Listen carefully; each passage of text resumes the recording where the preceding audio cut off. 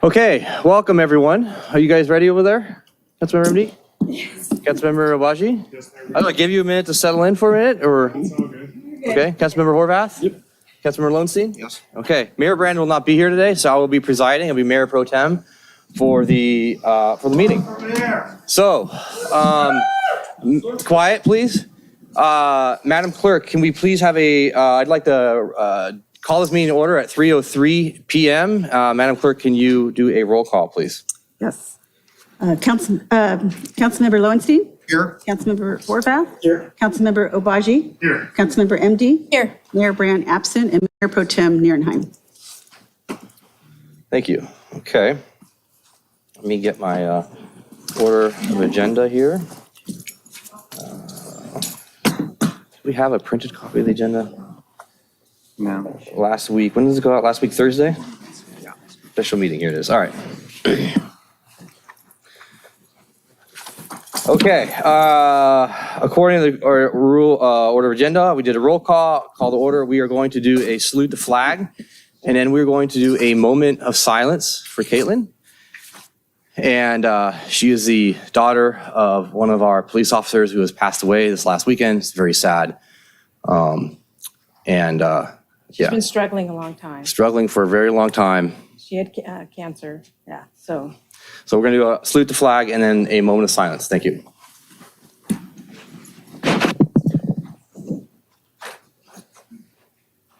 On three. 1, 2, 3. I pledge allegiance to the flag of the United States of America and to the republic for which it stands, one nation, under God, indivisible, with liberty and justice for all.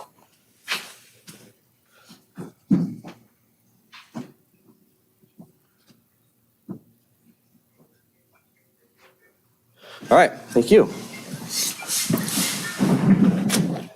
Okay, so since this, we're going to need to do, actually it's not on the agenda here, but we do need a vote to approve the order of agenda, correct? So, all right, motion by Councilmember Horvath. Is there a second? Second by Obaji. All in favor? Aye. Any opposed? None. Okay. Madam Clerk, are there any blue folder items today for the special meeting with one item on the agenda? Yes, there's a PowerPoint presentation from Councilmember Obaji and numerous public communications from the residents.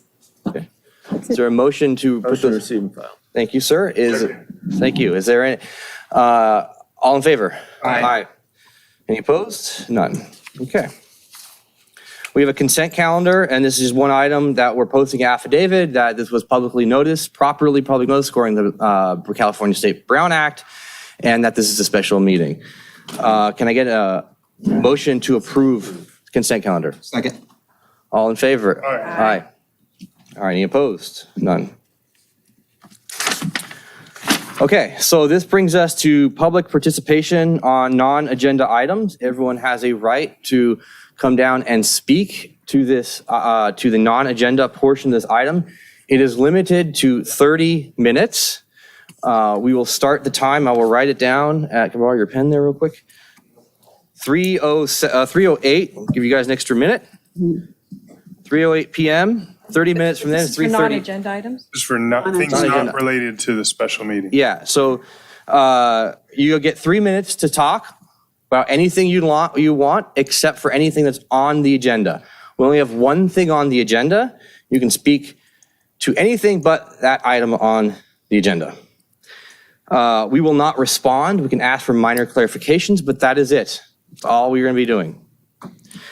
The way order we do this is orange cards are being done first, then we'll be in person, then we're doing Zoom comments, then we're going back to in-person comments. If the 30 minutes hits while someone is speaking, that is the last person who will have spoken, and we will go on to the next item.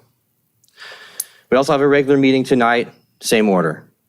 All right, do we have any non-agenda items? We have one.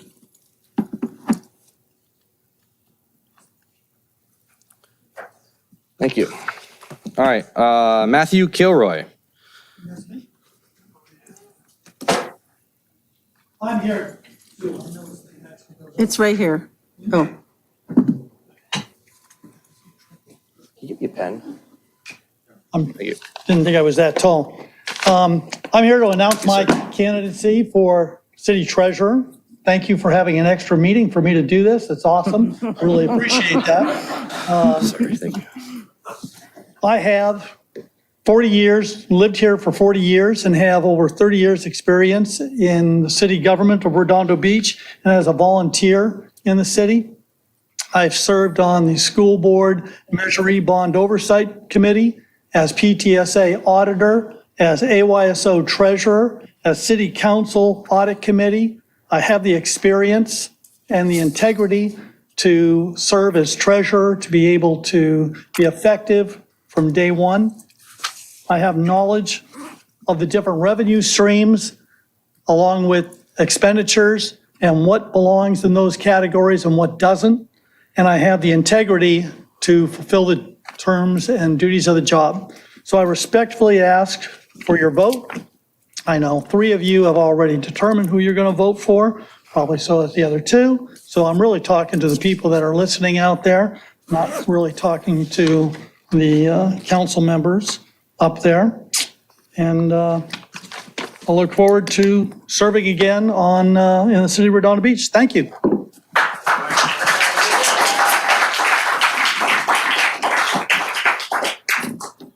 Is there anyone else that'd like to come down and speak on non-agenda items for this particular time? Okay. Are there any Zoom comments?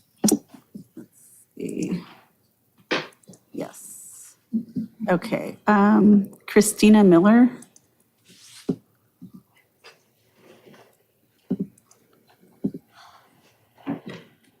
Okay, just to clarify, hi, everybody. So we are unable to discuss what's on the agenda today. We can make any other comment. Is that correct? That is correct. If you want to speak about what's on the agenda, that would be at a later time. Today. What time is that? That's when I would like to speak. Could be 10 minutes, could be half an hour, could be 45 minutes, could be an hour. Okay, so I just hang out Yes. on the Zoom. All right, I'll Yep. reserve my time for then. Thank you. Thank you, ma'am. Anyone else? Yes, one more person. I have Polly Kingsinger. Oops, she just took her hand up. So, nope, we have none. And for the record, we have 1 e-comment. One each one, okay. Okay, anyone else from the public would like to speak on non-agenda items? One last chance. All right, hearing none. All right, so this brings us to item G1, mayor and council items. I will introduce the item. Mayor Brand called a special election last week, Thursday, or excuse me, special meeting last week for 3 o'clock today. This was, in the title is Discussion and Possible Action Regarding Whether to Declare Vacant the District 3 Council Seat in Accordance with Article 6, Redondo Beach City Charter, and any other city of Redondo Beach, County of Los Angeles, or State of California regulations that may pertain to this consideration. Now, I'm going to open this up with saying a few words. And I'm going to say that this topic to me is very personal and it's very serious as a heart attack to me. When I ran for election in 2017, my residency was put in question. People started rumors that I lived in another city. My mom was paying my rent. My mom passed away over 25 years ago. Very vicious rumors. Put it out there in letter to the editors. I was sued less than 10 days after being elected. And I'm saying that because of my second lawsuit, a process server went over to my elderly relative's house outside of the city of Redondo Beach and harassed my elderly relative to accept the lawsuit. It's not funny. And I wish I could stop right there. but I can't. Because in an open and ongoing lawsuit in the city of Redondo Beach right now, from which I am recused from, the city of Redondo Beach city attorney sent a process server to that same address to deliver a subpoena to me that is not in the city of Redondo Beach. My resident, my domicile, my abode, everything is at 344 Avenue E, Redondo Beach. So when these rumors start flying, and I've heard rumors for months about many various things, they're just rumors. And the reason why we are here today is because a Daily Breeze newspaper reporter called me who verified certain facts to a statement that was made by a council member. As per section 9.7 of the city charter or city constitution of Redondo Beach, council qualifications of members, elections, returns, says the city council shall be the judge of the qualifications of its members and the mayor as set forth by the charter and shall judge all election returns. So while this is not a public hearing today, I'm going to treat this as much and as close to a public hearing as possible. And I'm going to do that in a couple of ways. The first thing I'm going to do is after I'm done, I've already spoken to the city clerk.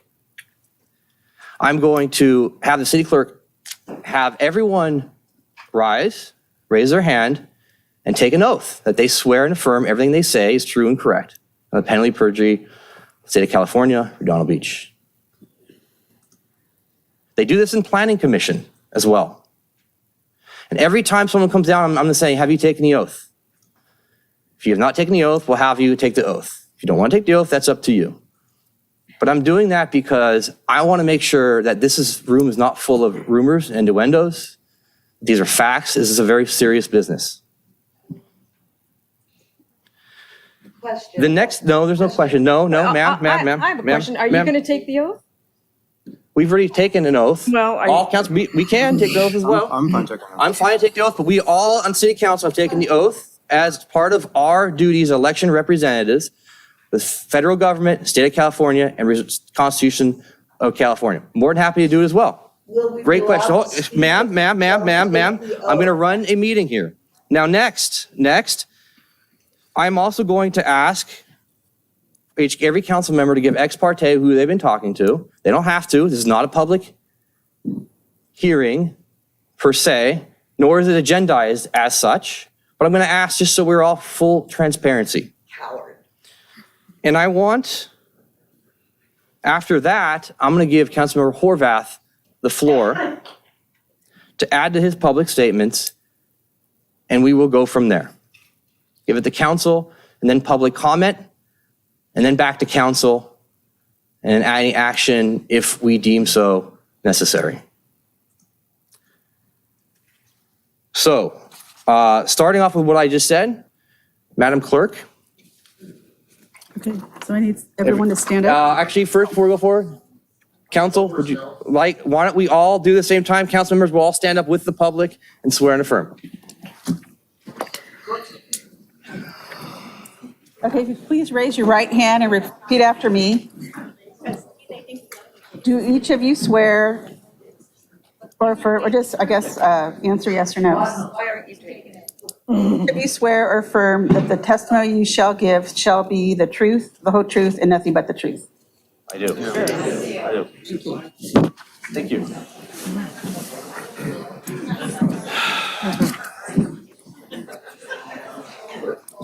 Okay.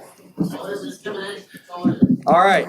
Mr. Mayor Pro Tem, now that you've taken the oath, do you want to restate that statement that I sent a service to serve you at your residence outside the city? You know that I am not handling that lawsuit. It's a firm that we've used to defend cities, and I've specifically told you I was not involved with the service of process. Not on the agenda. Well, you started talking about it for And this item. if we want to talk, hold on. If we want to talk about that, You did. right? Okay. I'm just responding to what you said. You hire the attorneys, you're responsible for the contracted attorneys. You said All it is. I sent them. Now, if you want to say the outside So counsel, I I'm- had nothing to do with the service. Okay? thank you for putting on the record that our city attorney, elected city attorney, had nothing to do with that service. Okay. Moving further, Councilmember Horvath, do you have anything to say, add to your public statements as respect to what I said before? No, but I'll be happy to read my public statement yet again, because I think it explains everything quite concisely. On Sunday, January 8th, 2023, I was informed that Rescue Our Waterfront had posted yet again another falsehood about myself and where I reside, demanding my resignation. I and others have grown accustomed to the constant barrage of exaggeration and/or outright false information that has blanketed our social media feeds, local papers, campaign materials, and public or council comments on a weekly basis over the past 8 years. So let me put to rest any concerns or accusations. When my wife's mother passed away in 2019, we moved my father-in-law into our small home. In 2022, an unexpected opportunity that our family was not pursuing presented itself, allowing my wife, 3 children, and father-in-law to relocate to another home with much-needed additional space. Knowing full well my obligations as a sitting member of City Council and at great expense to our family, I chose to continue residing in our longtime Redondo Beach home and found roommates to offset our mortgage expenses. This arrangement has been able to work for our family with the understanding that my time on City Council would soon end. As a result of forwarding family mail to my wife's address, Los Angeles County received notification that the 3 registered voters may have moved and requested confirmation. I mailed back the form stating that my residence remained in Redondo Beach. Despite following the county's process, I was re-registered at my wife's address without my knowledge or consent. Upon receipt of a vote by mail ballot, I saw that a mistake had been made, contacted the county clerk, registrar, recorder, and was instructed to fix my registration at a local vote center, which I did. My family has and will always come first. As such, I have familial obligations. Spend time with my children, help take care of my father-in-law, and do my best in collaboration with my wife to meet our family's ever-changing needs and complicated schedules despite our full-time jobs. In just over 2 months, I will be vacating my Redondo Beach residence permanently and joining my family on a full-time basis. With just weeks remaining in my term, I have no intention of resigning based on false accusations, but recognize that my colleagues may choose to ignore the facts, remove me, and disenfranchise the voters who elected me. I hope they will stand to reason and allow me to fulfill my duties for the remaining 8 meetings before my successor assumes the office. Thank you, sir.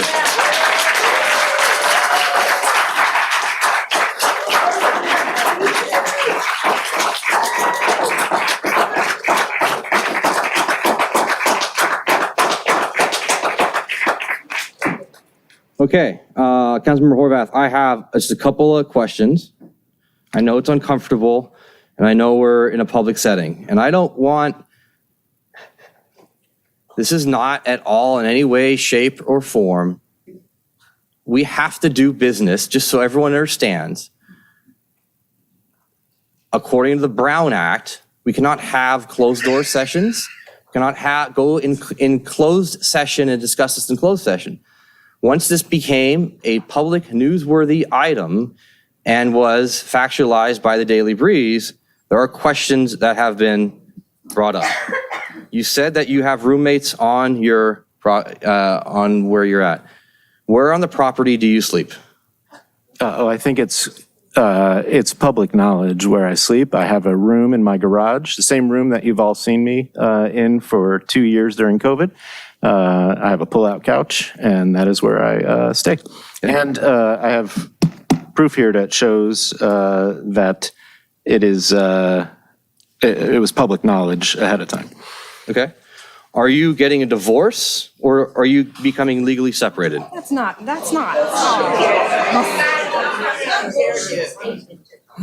I resent the comment or the question, but no, my wife and I are happily married.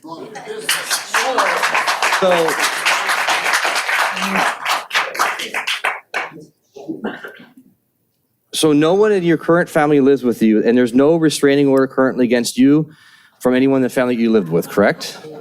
Again, what? Seriously? No. Yeah. No, my family does not have a restraining order against Thank you. Guys, these questions are the type of questions that are asked. Are a fever. So, you guys, if you can't settle down, we're gonna run this differently. This is what If you happens. cast, Councilmember Horvath, have you cast any provisional ballots? I'm sorry? Have you cast any provisional ballots? Well, the county clerk advised me to go to a vote center to change my registration. I believe when you do that, that is considered a provisional ballot. I am not 100% certain, but you would have to ask the county clerk. The vote for the November 8th That is election. correct. That is correct. All right, thank you. I just want to make sure so that we understand moving forward. You are correct. It is a provisional ballot. I worked a vote center and I understand that. So that's all the questions that I have. Councilmember Obaji. Right. Thank you, Mayor Pro Tem. So, folks, I approach this somewhat differently from Mayor Pro Tem Nierenheim because as a lawyer, I'm looking at the statute, the charter section. I'm wondering whether, Mr. Horvath has vacated his seat or not. And I'll say that this whole hearing was not necessitated or initiated by the mayor because of, Mr. Horvath's in the minority, he's not on the, not in the brand army, as you all call it, but because he had been told previously by residents they're not seeing Mr. Horvath at his house. And he's like, whatever. And then Mr. Horvath came out and put out a statement that he was going to move eventually to Torrance and he had bought a home there. So with that said, and something else that I've seen online that's really disturbing is actually from some of the folks in this room is accusing a single mother, not a single mother, a hardworking mother, Candace Nafisi in District 3 of plotting this so that she can get into office early. Okay, first, let me just throw this out there. If the seat were vacated, I would not appoint, I haven't Brown acted with any of these guys, but I would not appoint anybody who's running for the office right now. That would be totally improper, okay? So let's get that out of the air. Don't worry about that. All right, and Ms. Nafisi has done nothing except for tell me, do not even think of appointing me to the seat if it is vacated. All right, with that said, yesterday, after our wonderful MLK walk, rather than enjoying the day off, I engaged, if you could light me up at 2B, please, Madam Clerk, I'd appreciate it. Did some legal research. And it's good to start with the charter section since that's what's at issue here. Section, and on video, if you could light up the screen, show the screen rather than us, that would be helpful to the people observing on Zoom. What the charter says is if a member of the city council ceases to be a resident of the district from which he was elected, his office shall become vacant and shall be so declared by the city council. All right. Our charter doesn't define what resident means. Cal Election Code, Section 349 says, defines residence. And it says for voting purposes, Section B says wherein the person has the intention of remaining and to which whenever he or she is absent, the person has the intention of returning. And at a given time, a person may only have one domicile. But Section B clarifies that a person can have more than one residence. And so if we go back to what the charter says, it doesn't say that the person ceases to be domiciled in Redondo Beach. It says that the person ceases to be a resident. So while there may be many people in this city that feel like a person should have to live in Redondo Beach to serve on the city council, that is not what our charter says. It says that they need to have a residence here. And under federal law, again, we see that a person only has one domicile. For the purposes of diversity or citizenship, federal jurisdiction, a person is a citizen of the state in which he or she is domiciled. Again, that language is not used in our charter. A person's domicile is a place where he or she resides with the intention to remain, or to which he or she intends to return. So these people have said that the Redondo house is his domicile because he intends to remain. No, remained isn't for 2 months. Remain is indefinitely. That's what's left. Actually, folks, Guys, that is. I'm making a point about domicile, and that's not necessarily relevant to this, right? This is residence, a residence. So in any event, if I were to go to a all you can eat, all you can drink in a dangerous part of Mexico for 3 days, you bet I wouldn't leave that location, and I'm intending to remain at that location. It doesn't make it my domicile. All right, so California Supreme Court has opined the fact that a voter residing in a precinct had taken up a homestead claim elsewhere and left his real residence once a week or so to visit his homestead did not stop him from claiming his real residence for the purpose of voting. Appellate court, the place where one sleeps is not necessarily conclusive, but in the absence of more satisfactory proof, it is determinative of the question of residence. There's California Attorney General opinions on the subject that I went through.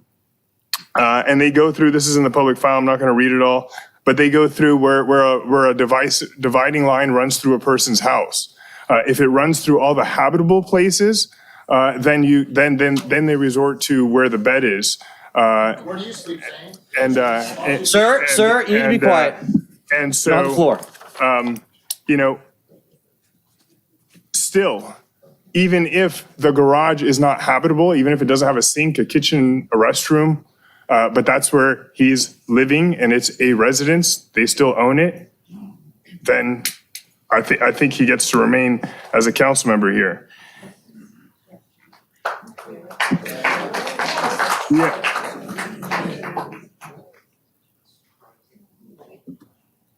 There is an Attorney General opinion that says that we have previously determined, in the absence of statutory expression to the contrary, a residence requirement for election remains as a condition to the continued right to hold office. Again, that's not saying a domicile requirement for election. And it's also, that's offering the opinion at the time of election, not at the time of, well, it is saying as a condition to continued right to hold office. But I will say that I do not think that Mr. Horvath's statements have been entirely honest, and it doesn't really weigh into the consideration, but you've kind of brought this upon yourself, and I'll go through that. His statement was, an unexpected opportunity presented itself, allowing my wife, 3 children, and father-in-law to relocate to another home with much needed additional space. First, let me be the first to say congratulations, Councilmember Horvath, on the new home. As a result of forwarding my family mail to my wife's address, Los Angeles County received notification. So I'm focused on the forwarding my family mail. I went to the USPS change of address website, and let me show you a little screenshot video. And when you go to change your address, it asks you, are you planning on staying less than 6 months? All right. At the top, it asks you, who is moving, individual or family? Oh, sorry, this started this at the too late. All right, so it's begin updating my voter registration, select from offers. You can either check both these boxes or you can skip it. I'm not seeing what you're seeing. Oh, it's not showing? Sorry, hold on, let me move this over. Where is this? Here we go. All right, so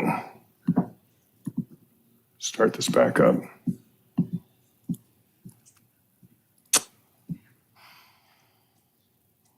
I don't know why this. All right, let me go to 1 second. I just need to fix this. In any event, what the, okay.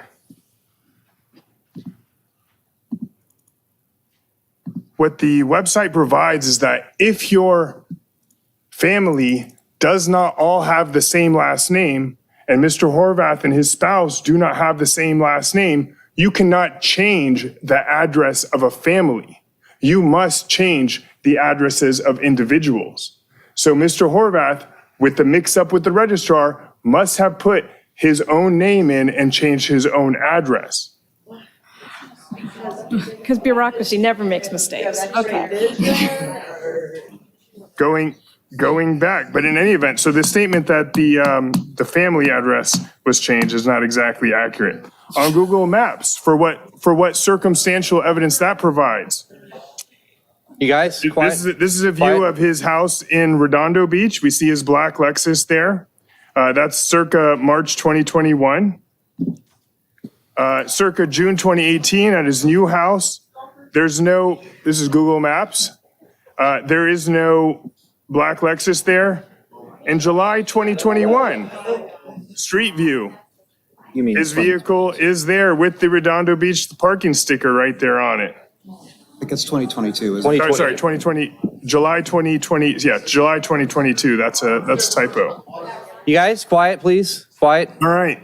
You will have the floor. Tending to prove that he's remaining at his Redondo Beach house, the quitclaim deed they executed got mailed back to his Redondo Beach house. This is from the public record, recorded as document 2022-05-49579.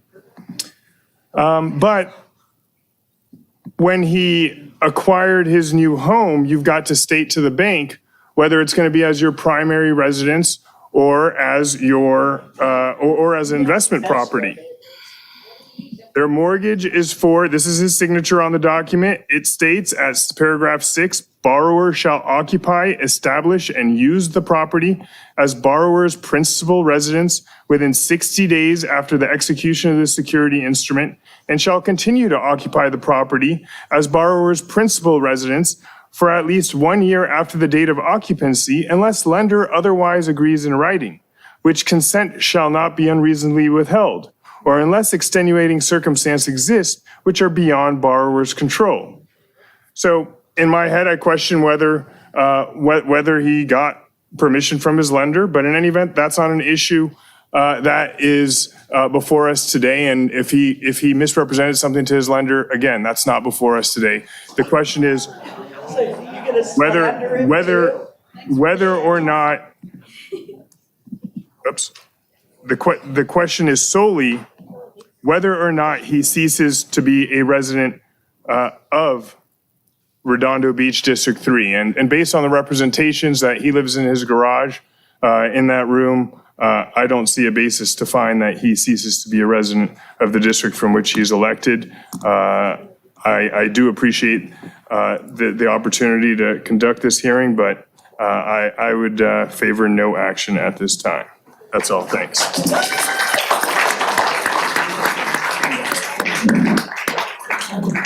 So the reason why we're here today is the charter includes words like shall. An individual council member cannot determine their own residency. Only the council, the body of the council can do that. It's in the charter. It's really simple. Is there a representative from the United States Postal Service here or like kind of registrar recorder's office? Because I asked them to be here and they said, No. due short time, they won't be able to. I also went down to the Catalina office and I stood in line for an hour to talk to someone. And I also asked them about mail forwarding, and I was given name, information, people to contact regarding mail forwarding. When mail forwarding is set up, it is a change of residence. That's what it is. And mail forwarding, when it's set up, when a permanent mail forwarding is set up, if there's 3 individuals in a household, it can be set up for 1, 2, or all 3. It's done by first name and last name. And the reason why Councilmember Horvath's registration was changed was because the state legislature changed the law regarding voter rolls. Every county now 90 days preceding a general election shall send out information to verify a voter's residence. Since Councilmember Horvath had a forwarding set up on his name and address in Redondo Beach, the county was returned that postcard and the county changed the address. Then the county sent out a ballot for Councilmember Horvath for the city of Torrance. That is why on October 8th, he got a ballot for the city of Torrance. The county did an automatic change based upon state law to verify residences. Now, Do you mind if I interrupt for a No. second? Oh,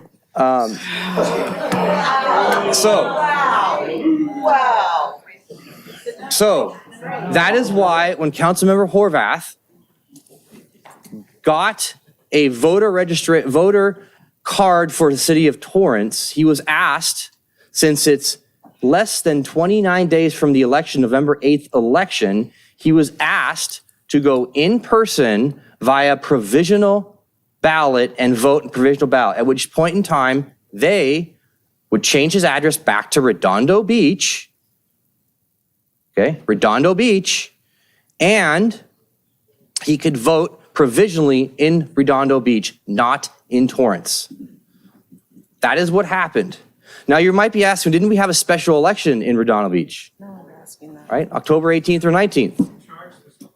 Now the issue with that is when the county updated their registration information and when our city clerk got the registration information and mailing address for the voters.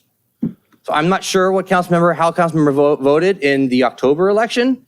It doesn't matter. What matters here is he voted as provisional ballot in Redondo Beach. Now, like I'm saying, we're using a lot of words like shall, and we're using a lot of words that we have to do certain things. Now, I don't want to be here any more than anyone else does, but I'm going to tell you that we have to go through this, and this body cannot move forward until we have this conversation as a group, as a body, okay? So, is there anyone else on this council that would like to say anything, ask any questions? Councilmember MD. I wanted to hear from Mike Webb, but he's left. So here's the deal. When I'm listening to all this, no one's buying what you're trying to sell here.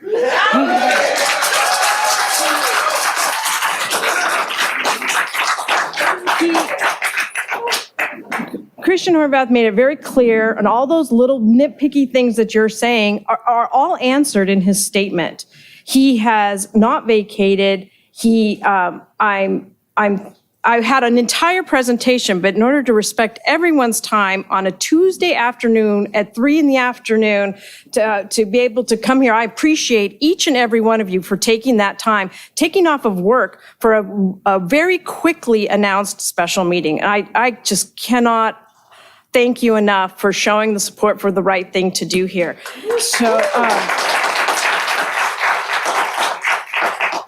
So I have a long presentation to do my own side of what is legal and what's not legal, but I had most of my career in sales, and when you have the yes, you should shut up. So I'm not going to, but Mr. Webb, I would like to hear from you.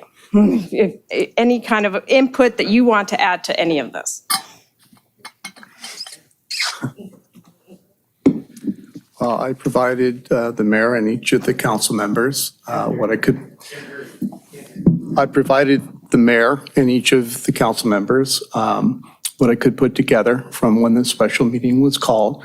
The Redondo Beach City Charter does not define residence within the scope of the charter section at issue.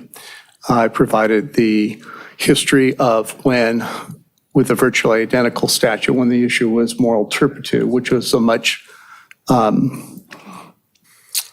easier to decide question, that they defaulted to city law, the AG's opinion, and recent AG's opinion that summarized state law Finally, I will add that I put in there that the right to hold office, the California Supreme Court has ruled that it's a fundamental right. And where there is ambiguity, the ambiguity should, when it's a question of disqualification, lead to the council member remaining in office. Happy to answer any specific questions that the council may have. Okay, I'm willing to seize the floor for now. Okay. Councilmember Lowenstein, did you get a light up? No, I wasn't able Okay. to raise it, but I'd like to speak. So thank you all for being here today. Special meetings aren't very common. And, I understand there's a lot of concern in the community on both sides. I've talked to a lot of people over the last few days. First of all, I want to say to Christian, my sympathies go with you. I know you have your family members to deal with. You've mentioned that to me in the past. And it's tough taking care of an elderly parent or relative, and you have tough choices to make. And, my sympathies go with you. And, regarding the house purchase, sometimes you have to do what you have to do, like you said, for your family. Life isn't always so clean. Sometimes it's a mess. Sometimes things happen because of certain reasons that are beyond your control, and I understand that. And you've made the decision to, when you finish office, to move to Torrance, and that's fine. I wish you well. It's put the council and it's put the city in a difficult position, but I don't think that was your intention at all. I think that what you've shown so far is that you intend to live there. And one of the things that the charter says is, if we could put on the screen up, Councilmember Obaji, could you put the section 6.5 up again, the charter? I think it's 2B. Yeah. I think it's still sharing. And there's the fine line between residence and domicile. You asked 100 people, 99 people probably couldn't tell you what the difference is between the two. You actually have to read the definitions of it. The state of California has wrestled with this many times in many elections. There was a state senator that was convicted over a decade ago related to this. The state actually changed the law. I believe it was Senate Bill 1250 that Governor Newsom signed recently, related to where public officials live. So the section 6.5 talks about residence. It doesn't talk about domicile. Domicile is towards elections and towards where you vote, where you have an intention to be somewhere for a period of time. The period of time is not specified. That's the ambiguity that's here. And that's what we're wrestling with. I don't think there's any malintention here, but I know a lot of people don't believe that. I think the council should do due diligence. Whoever it is, whether it's council member, any other elected official, should be questioning this. That's important. But I think it's important that we look at this. And it also should be more clear when we do charter amendments. I think we should make sure that this does not happen again, where there's no ambiguity. Christian has said he intends to remain in Redondo Beach in the bonus room that he has in his house, and I believe he's trying to rent his house out, if I'm not mistaken, until his term is up in April. I may intend one day to move to Costa Rica, but that doesn't mean I'm going to move before my term is up. And so I think that's the important thing to look at here. What is Christian saying in terms of how long he intends to remain there, and if his term extended beyond April somehow, which I don't think it would, but it possibly could on a runoff, then he would need to remain there until his term is complete.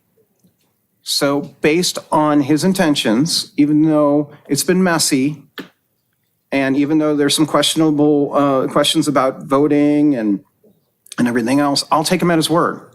He intends to live there. He says he's lived there.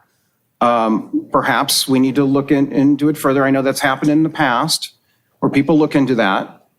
But from my standpoint, as a council member with a vote up here, I'm going to allow him from my vote to continue until his term is up.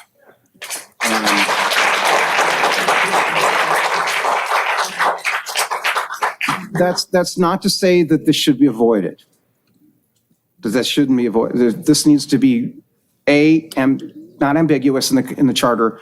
B, when you take an oath, you make sure that you are there to represent your constituents.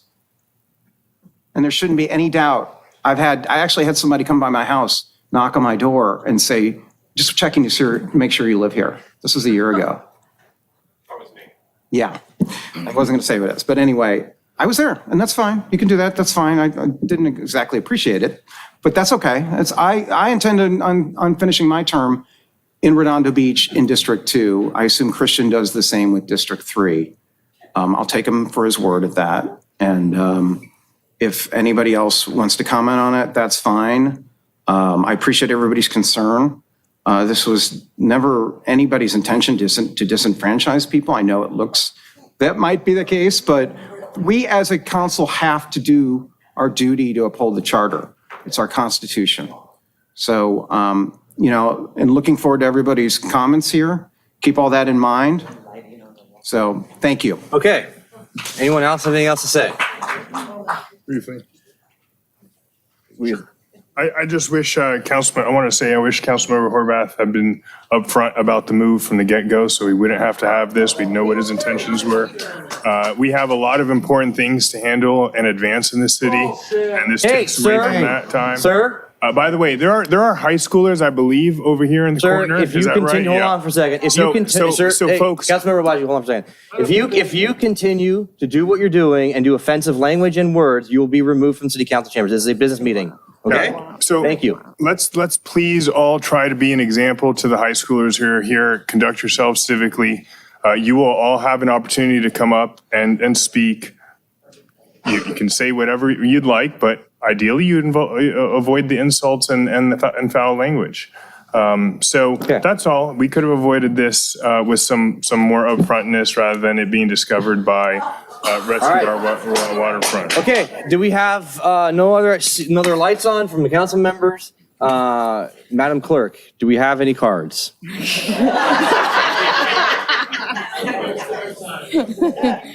Okay. First person is Paul Schlichting.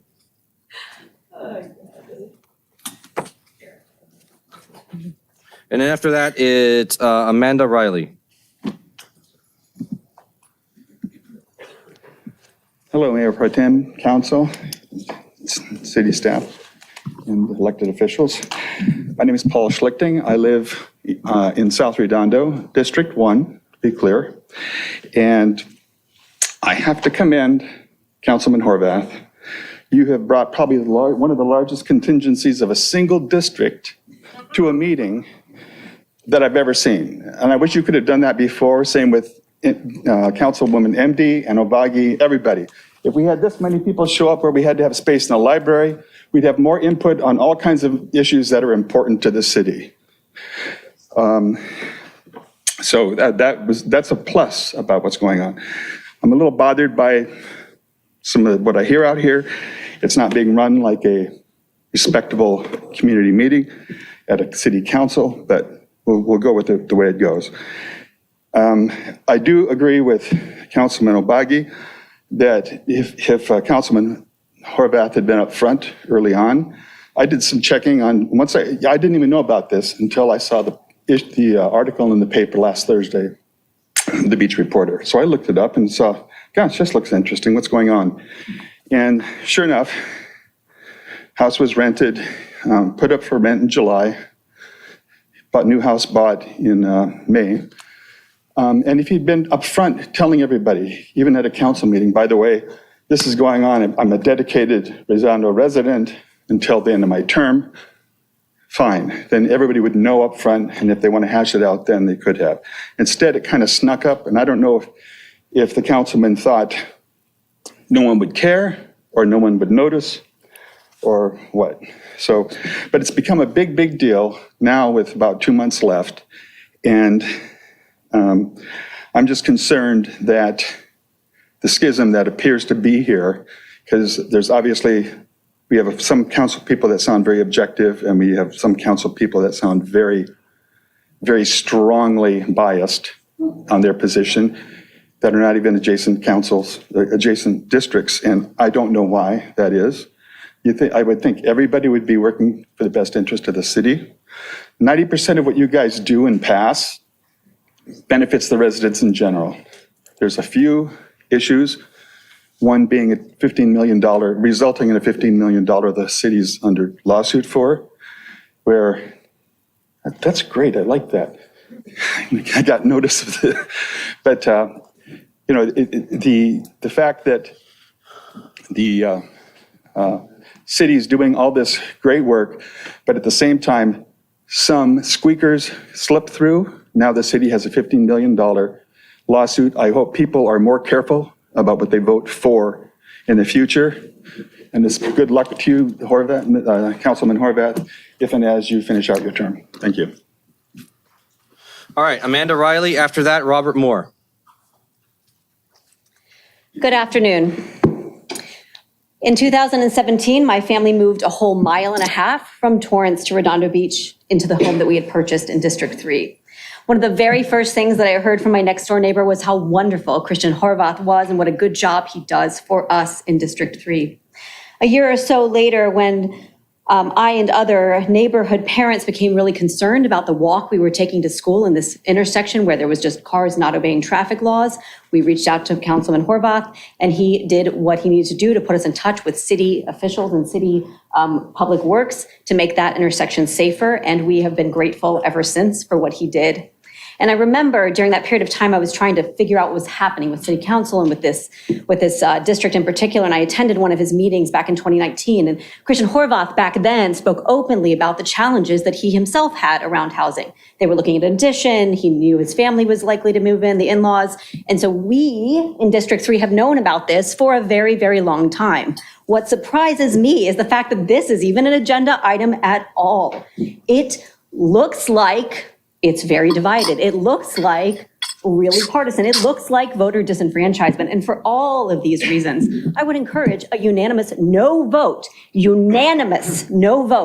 G1, because we need to be better than this as a city. We shouldn't be having this discussion today at all.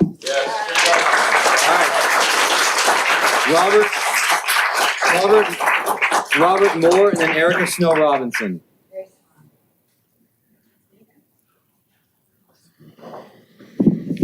My name is Robert Moore. I live in District 3. I was at my second residence and I got an email that this was going on. So I came home a day early from my second residence to my Redondo residence. My wife and I have had to deal with elderly parents. We've had to separate, no restraining order, no divorce, to take care of an elderly parent. Very frustrated on all this. I want to speak about Christian. He's an independent thinker. I don't agree with him politically on a lot of things, but he's an independent thinker. You ask him a question, he gives you the facts and lets you determine. If you say, I want something done one way, he'll explain why, if he doesn't go that direction, why he's doing it for the betterment of the district. I appreciate that. We've had a lot of independent thinkers in our district. Jerry Goddard, Mike Jen, Pat Ost. I'm not in favor of this groupthink going on. I like independent thinkers in there to bring the other side. And I believe Christian's done that. I believe he's represented us extremely well. He lives in a garage. So what? He's going to leave after the 2 months. So what? He met his obligation. Now, we've had one council person who was in the groupthink. We never got anything we wanted. It was always, yeah, tells us one thing and then vote another way. It's very frustrating. As a member of District 3 for many years, I appreciate independent thinking, and I appreciate the responsiveness that I had from Mike Jen, Jerry Goddard, Pat Ost, and now Christian Horvath.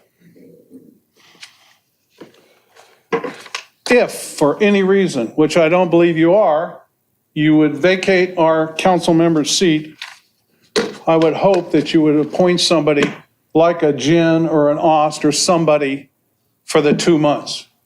But keep him on the board. Thank you. Thank you. All right. Erica Snow Robinson and then Brenda Garcia. Good afternoon, City Council. My name is Erica Snow Robinson, and I'm curious, after your research, Mr. Obagi, it was so in-depth. Do you happen to know when last Mr. Horvath had a bowel movement? This attack on a good man and a good city council person is truly a new low for all of y'all. I've watched for decades now, y'all wreak havoc on our city, losing your minions behind the scenes in the form of Roe, BBR. I'm glad to see finally y'all's true colors are coming to light and making people show up. However, I feel it's beyond hypocritical, Mr. Obagi, because you're actually facing charges of moral turpitude that could result in being dismissed from the city council if they're found true. And Mr. Narenheim made taxpayers use our tax dollars to defend his poor behavior and drunken choices in a tantrum in a local bar. Your complete lack of self-awareness, coupled with your inability to impartially and fairly represent the residents of the city and do what's best for the city as a whole, is really quite unfathomable. Y'all know this is total fabricated crap against Christian. He has served the city honorably, without reservation, and of course has never not lived here. What should be happening is Mr. Narenheim should have stepped down after that episode. That's what I truly believe. And if and when Mr. Obagi is convicted of the charges or disbarred, step down at that point. But what really should be happening is Christian should be allowed to finish out his term. I pray that District 3 residents wake up and see this for what it is, a disgusting farce and an attempt to forego the democratic process.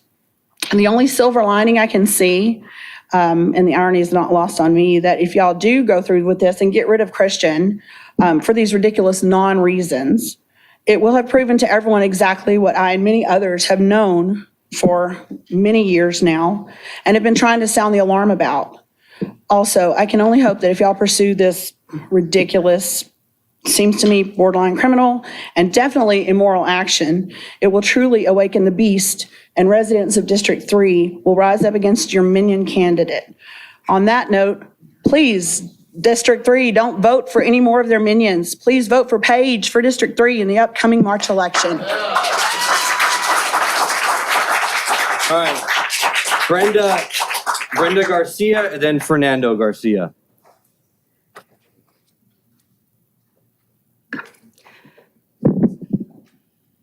Should I wait for that to run out? Yeah. Go for it. Good afternoon, Mayor Pro Tem, council members, and those present via Zoom and council chambers today. My name is Brenda Garcia, District 3 resident. I am here in support of Councilmember Horvath and ask that he be allowed to serve the remainder of his elected term. We are in the middle of an election cycle where the next D3 representative will be legitimately chosen through the election process. Why would the council risk the appearance of bias or favoritism by making an appointment 7 weeks from an election? This makes no sense. It doesn't allow a new council member time to familiarize themselves with the issues that matter to District 3 residents. Councilmember Horvath can speak to any local issue and is responsive to questions or concerns posed by the community he represents. I urge you to consider how appointing an interim 7-week successor will negatively impact our community. Allow Mr. Horvath to complete his term and let our residents elect his next successor. Thank you. Thank you. Fernando Garcia, then Pat Ost. Pat Ost, wow.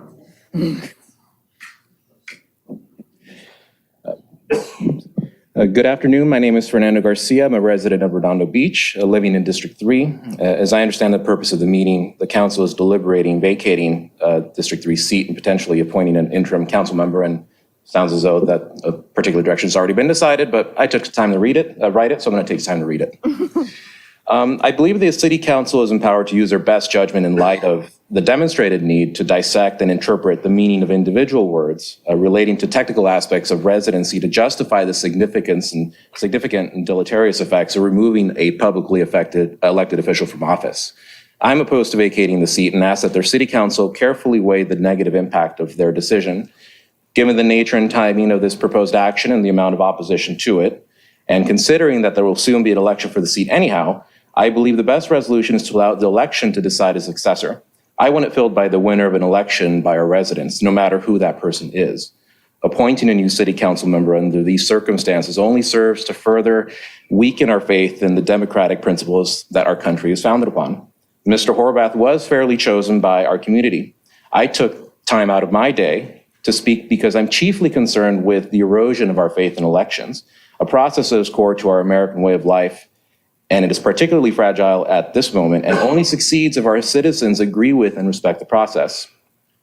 A city council seat may appear insignificant in the face of the greater national conversation over election fraud and the validity of our process, but I assure all of my neighbors and fellow community members that subverting the democratic process has a profoundly negative impact. Every event where politicians use their power entrusted to them by all of us to subvert the wishes of the people they serve harms our society, no matter how large or small the scope. Please allow Mr. Horvath to complete the remainder of his term.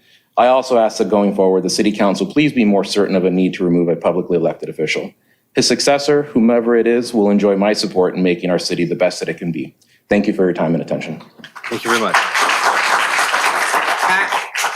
Pat Ost, and then Pamela Sund. I'm so excited. It's like a celebrity's here. Good afternoon. It's an honor to be able to speak in front of you. I'm Pat Ost. I worked for the city for 45 years. I had a number of different things, but when I came to work for the city in 1969, every employee had to work for the city, had to live in the city. So, I'm used to residency requirements. I lived in Hermosa Beach for 17 years. I came to work for the city at 19 years old, and I've lived in Redondo for the rest of that time, except for the 17 years in Hermosa. So I know what residency is, and I've lived here, and I think it was a good idea. When they required us all to live here, it was that we were representing the people of, not necessarily our district, the whole city. And I think that Christian, he's the one that succeeded me, and I think he's done a wonderful job, and I don't think that he's violated anything as far as what he's done, as far as, living in the city or being here. His wife lives in Torrance, okay, it's right over the border. I mean, it's not like he's staying at a house in Mammoth or something, it's within feet. Almost practically. So, I hope that you make the right decisions. I understand a little bit better now with what Mr. Lowenstein said, that they need to do their due diligence. Well, I'm glad they're doing their due diligence then. I came here not glad about anything that I was hearing, but I think you've cleared up a lot of things, and I think that you should and will do the right thing. So thank you very much. Thank you.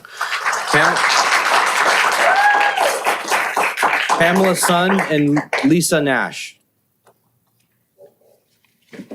Hello, my name is Pam Sund. I'm a resident of District 3. I'm here to ask the City Council to not declare that Mr. Horvath's spot be vacant. Christian has served diligently with a lot of effort over the last 4 years. I'm proud to say that he is my neighbor, lives 7 doors down from me, and our friend. And I see him regularly in the neighborhood. He's always there to help out whoever needs it, including some of our elderly neighbors that need help with their yard work. Again, I think Mr. Horvath should be allowed to stay, continue his term, and that all the reasons that have been given today are just a lot of smoke and mirrors. Thank you for your attention. Thank you. Lisa Nash, Larry Nelson. Hi, my name is Lisa Nash, and I am a resident of District 3, and I'm here to speak on the seat being declared to be vacated and advocate for Christian to stay in his seat. I think there's been a lot of wonderful comments today that are very relevant to our city and what we're doing. I think at the end of the day, the residents, whether we're District 3, District 1, District 5, whatever, we all have the same end goal, and that's to preserve our city, to build it, and allow those things to continue to flourish. I'm disappointed that this was called middle of the day. It's a work day for a lot of us. I do have the luxury of being able to work from home.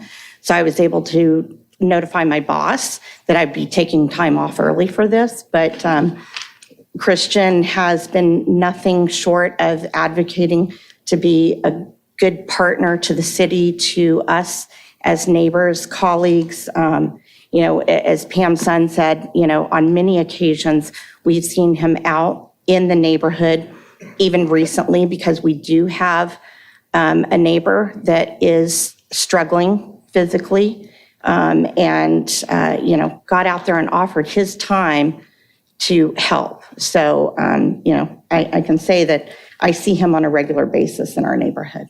Thank you. So, thank you. Larry Nelson, and then Steve Goldstein.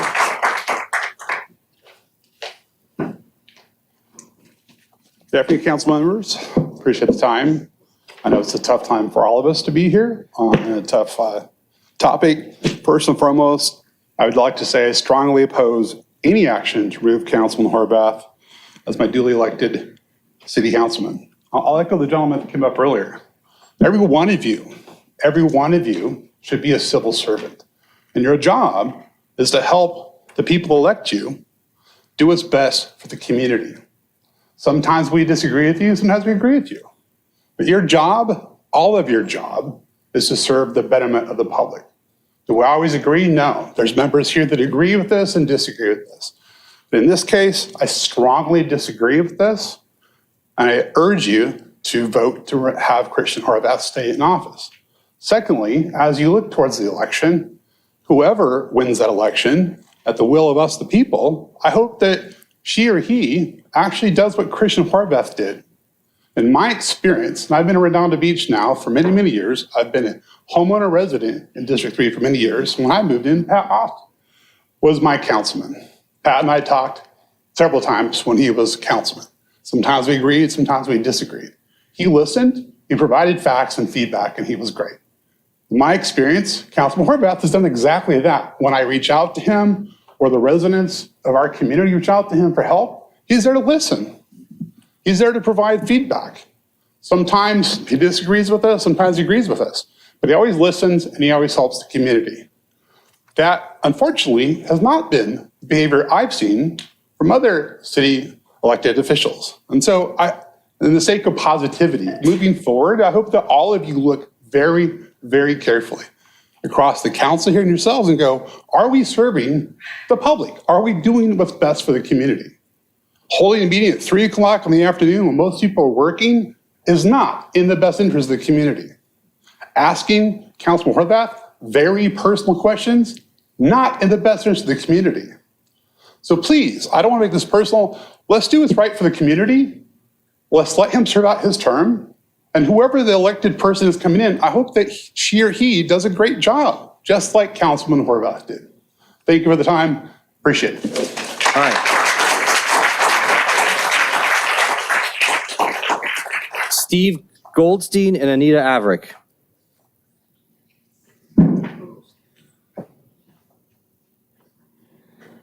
Thank you, everybody. Mr. Mayor Pro Tem and the council and everybody in Zoom land out there. I'm here to speak today in support of my very good friend, Christian Horvath. I've been a Redondo Beach resident for 35 years. I've known Christian for 16 of those years. And for the past 8 years, I've known him to be a very dedicated and committed public servant. He's the best Redondo Beach has to offer. He's the very definition of public service. And I am encouraged to hear most of you this afternoon on the dais speaking in favor of letting him stay through the end of his term. I think that's what's called for. I think that's what's deserved. I think this comes down to semantics and not intentions. He's done what he's had to do as a family man, as a father and a husband, and he's also doing his duty as a city council member and staying in his residence through the end of his term because that's what he swore to do and that's what he's doing. So I appreciate the open-mindedness here today, and I thank you all for your time. Thank you. I hope you keep him up. Thank you. All right.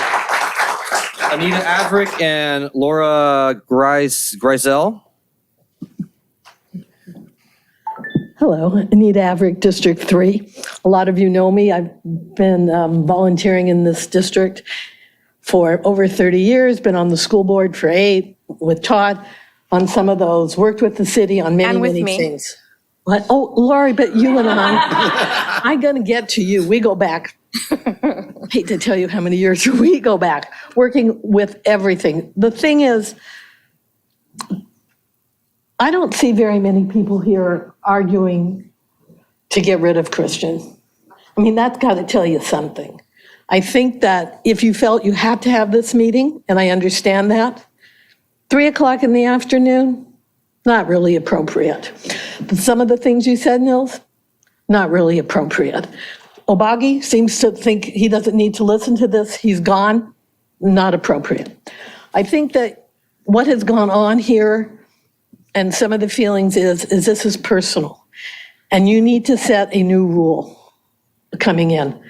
It's not civil out here. It's not civil up there. I think we have lost that civility. And I think it's up to you on the sitting council and those that are coming back and those that are going to be new, that you set a new policy in the city council for civility. Because if you don't set it, it's not going to happen for the rest of us. And that's what this felt like. This felt like a witch hunt. All right, Laura Greisel, and then Vicky Otzel.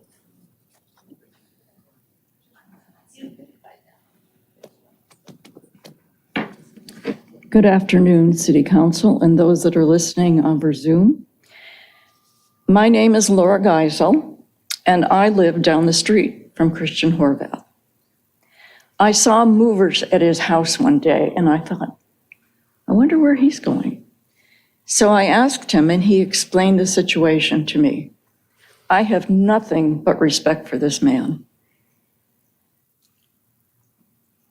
He holds his monthly meetings in his garage. And when he couldn't do that earlier in his term, he would go to the Beach Cities Health District and have his meetings. And he brought his children where they sat in the back quietly doing their homework. This man is dedicated to this city. He's always in the same meeting place. You can tell he hasn't moved. He doesn't have a new office. He has a very civil meeting every single month over Zoom. He has represented District 3 fairly, intelligently, knowledgeably. He's articulate, and his integrity is beyond reproach.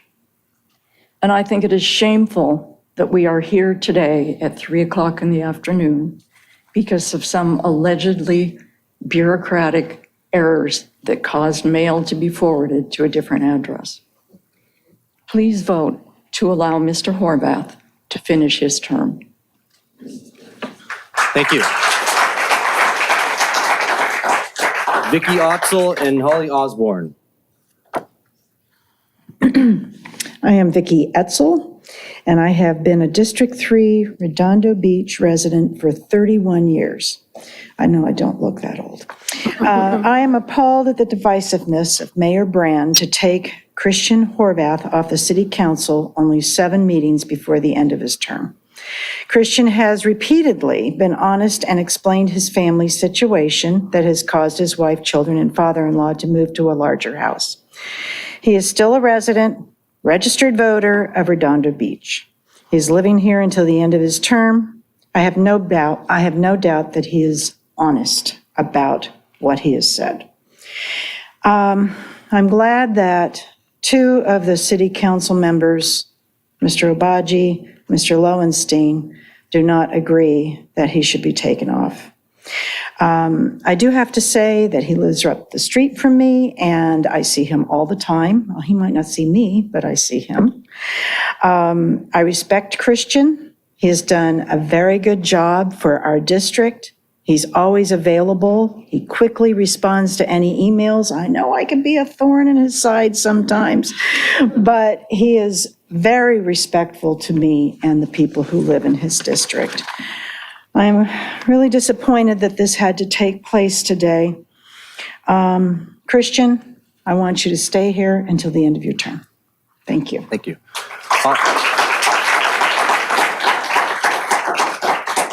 Holly Osborne, Matthew Kilroy. Good afternoon, Mr. Mayor Pro Tem and City Council. I do not live in District 3. I live in District 5. And something that Christian did really resonated with me and compelled me to come to speak. This is from a personal standpoint. When my father became widowed, a few years after he became widowed, my brother, who has 3 kids and a wife, invited him to live with him. It was, let's just say, logistically stressful. I took off a month from work to go back east to help my dad move in. My dad spent the next 10 years of his life there. He died in that home, as he should. My brother never regretted it. And I'm glad that you're doing the same thing. And I just think it's absolutely disgraceful that we have to go through this, because you've always done a good job that I could see, even though I'm not in your district. And I can't understand why just everybody didn't see the reason for all that, I would just call it logistical chaos. And I had a sibling who the 2 spouses, one of them had to take a job in another area. Yeah, they were living in 2 places for 5 months. Okay, that's just life. So that's all I have to say. And keep him. Thank you. Matthew Kilroy and Peggy Massey. Matthew Kilroy, District 5. It seems like most of you are headed in the right direction, so hopefully I won't use up all 3 minutes of my time.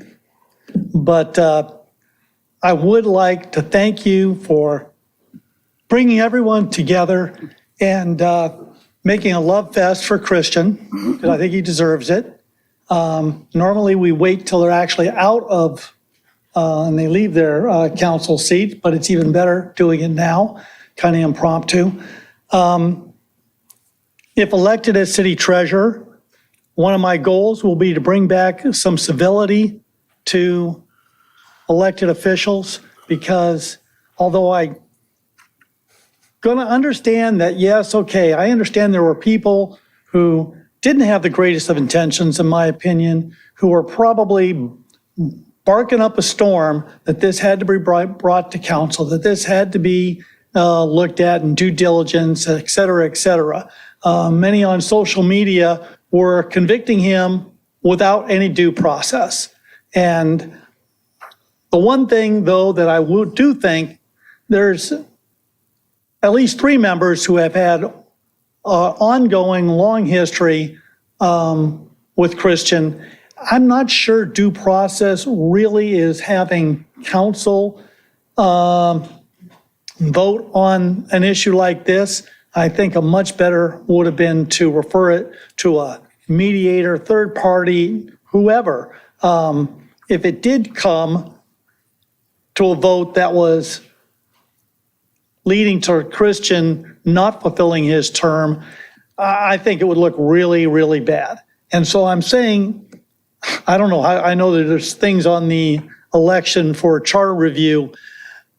Something like this should not be voted on by the council, in my opinion. It should be given to a third party. At very minimum, the council should refer it to some expert on it, the city attorney, or let them decide, and a recommendation be given. I'd hate to go down this road again or anything like it and have any kind of decision tainted by prior feelings that inevitably result in disagreements on council. Anyway, thank you all very much for giving me, I ended up using up all my time, but hopefully we'll see each other very soon again when I get sworn in as city treasurer. Thank you very much.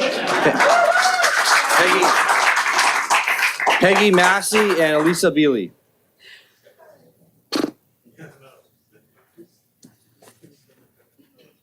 Civility. Hi, my name is Peggy Massey. I live on Paulina, where I've resided since 1960. Yes, it was my parents' house before it was mine. Christian, first and foremost, I want to thank you for all you've done for District 3 and our street, and just being the person you are. We may not always agree eye to eye, but you take the time to listen. We really appreciate that. Thank you. Secondly, I got to say, as a very proud Redondo Beach resident, I'm very embarrassed by what's been happening. And I'm also just very disappointed of the actions of some people in the audience today, as well as some of you council members. We need to show respect to all council members at any given time. We are human beings. We are professionals. Let's act like that. And let's act like neighbors as well. Thank you, Christian. I hope you remain for. Thank you. Elisa Bealey and John Graham.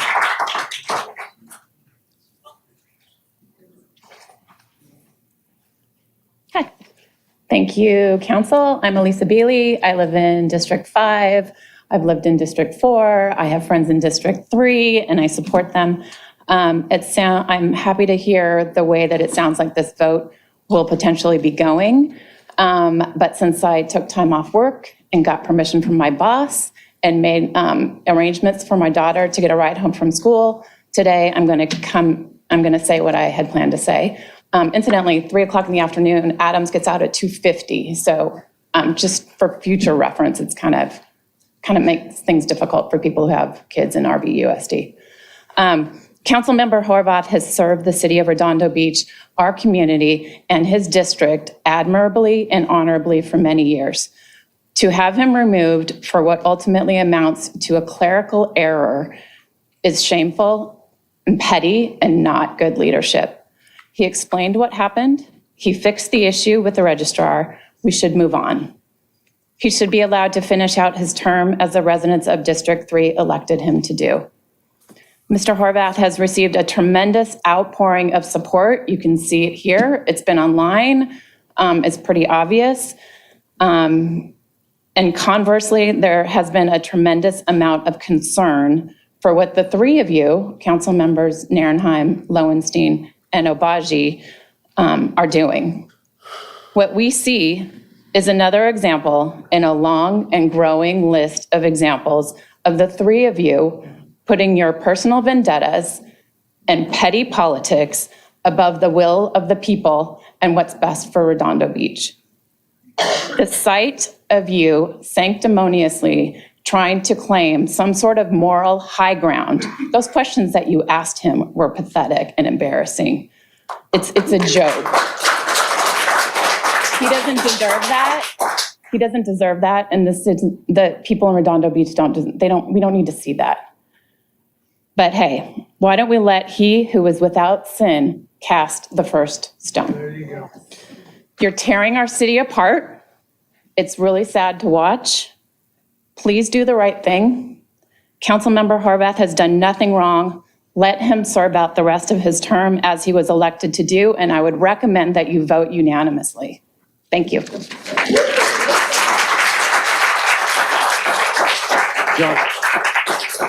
John Gran and Betsy Romeri. Thank you, Mr. Pro Tem, Council, thank you. Want to say thank you very much. I know you're doing your due diligence. The acrimony within our city is what has created such a, I would say, a charged, what should have been an administrative piece. I appreciate that it's going the way it's going, that you're doing your due diligence, that you've kind of thought through. Christian, I believe, has served well, should be able to remain for the remaining 8 meetings. And thank you very much. This is the first time I'm speaking in public on any issue, and the reason being is this was important enough to come on down. So thank you so much. Sir. Thank you very much. Betsy and Ron Morocco. Betsy Romery. As a resident of District 3, I'm requesting that Mr. Zobaji, Lowenstein, and Narenheim take no action against District 3's council member, Christian Horvath. The question concerning his legal domicile is settled law, and this emergency meeting is unnecessary. Mr. Horvath has publicly explained his housing circumstances and has done nothing unethical, dishonest, or illegal. For the past 7 years and 10 months, Christian has served his district and city with integrity, honesty. His sincere desire for the well-being of his district and his determination to better his community is accepted as fact, and one of the many reasons he was twice elected to the city council. By removing Christian from office 2 months before the end of his term, you will disenfranchise the voters of District 3, further eroding the representation of residents in North Redondo. It was only 7 months ago that this same council majority voted to bypass District 5's council member from serving her term as Mayor Pro Tem. Your actions today, by requesting this emergency meeting, appear to once again be personal rather than professional.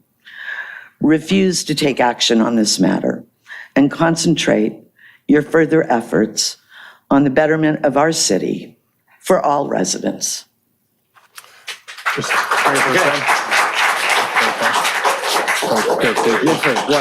a brief point of clarification. The only person who can call a special meeting is the mayor. We have no control to cancel it. We have got to convene it. All right, Ron Morocco, Jill Clausen. Members of the council, Ron Morocco, I'm a resident of District 3. I would like to assume that everybody in this room that's on the dais is doing what's in the best interest of the city. And having this meeting today kind of lets me feel that that's not what's being done. Your comments when you started us off, it sounded like you were coming from a point of vengeance. And that's not the take that I want to take away from this. Words do matter, and I'm going to take a different approach. I concur with Mr. Moore's comments that Christian has done a fantastic job in our district. He's brought people together. He listens to everything. But you had us swearing an oath at the beginning of the meeting. And to me, as an attorney, that means you're going to take testimony. And the only testimony I heard was your visit to the post office to find out what's going on, and Christian's testimony saying this is what happened. And when I have to sit and weigh what the person who's in the position expressing his intent against just mere speculation of what's going on in the post office, I think that he wins out as far as the evidence goes. I read the statute, the words matter, is 2 parts. One is the part that says that you have a disabling action, whether the person died, whether the person resigned, whether the person has residence. So I think you started off the meeting on the right track. We needed to get testimony on the first part. Where you jump, it's a 2-part step, find that the person's not a resident, and then you take the action to declare the position vacant. And that's the way the statutes, that the charter's worded. That's actually the way Government Code Section 1770 is worded. So by not taking testimony, you've kind of taken this out of the process. The other part, and I'm surprised that our city attorney hasn't jumped in on this, is because it is a 2-part testimony, part process, and because the notice didn't mention anything about finding that he's not a resident. It doesn't even mention the reasons for wanting to remove him. I think this is not in compliance with the Brown Act either.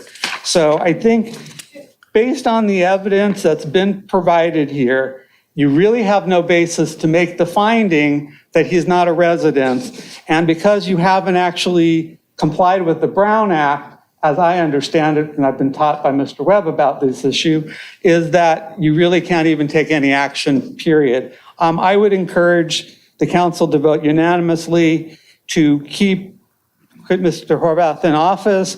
I think you may need to recuse yourself because, again, your comments sounded so vengeful that it made it very personal and not in the best interest of the city to actually consider. Ms. Morocco, can I ask you a question?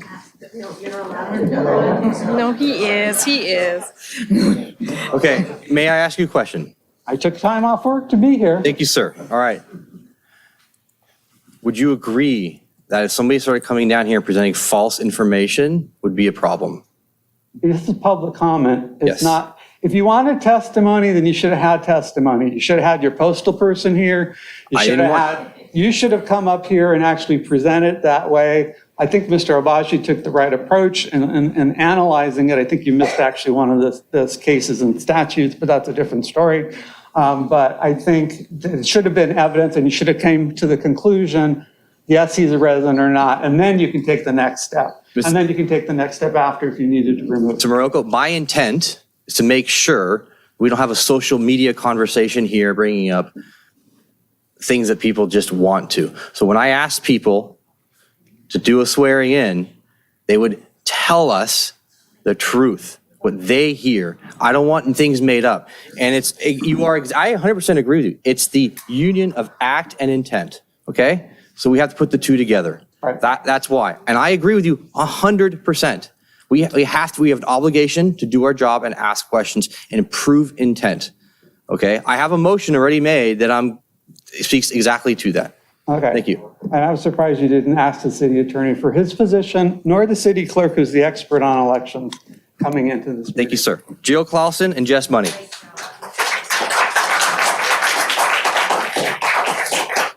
Is Jill Clausen here? If not, we're going to move on to Jess Money. Jess Money is not here. We're going to move on to John Simpson. Good afternoon, council members. I'm John Simpson from District 4. But I'm amazed that this is even happening. I just don't understand why the meeting was called. It's clear, reinforced clear that Councilman Horvath is a resident of District 3. He said he intends, after he served out his term, he will probably move and join his family. But he is now clearly a resident. So, I could go on and say what a great councilman he is and all that, but that's not, he is that, but that's not particularly relevant here. What's relevant, is he a resident or not a resident? He's a resident. What more do you need? Thank you. Thank you, sir. All right. Jess Money and then Diane Lewis.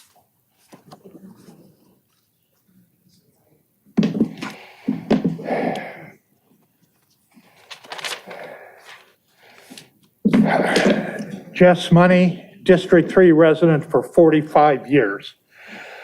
I'm afraid that most of the high school students have probably left, which is unfortunate because they haven't had a chance to witness the fact that local politics are just as venal, just as corrupt, and just as gutless as those at the state and federal level. I have also seen lawyers slice and dice and parse until in the famous Clinton impeachment, they were down to discussing what the definition of is. Now, I haven't been here a long time because I dislike COVID and I don't have much affection for Zoom either. But it is my contention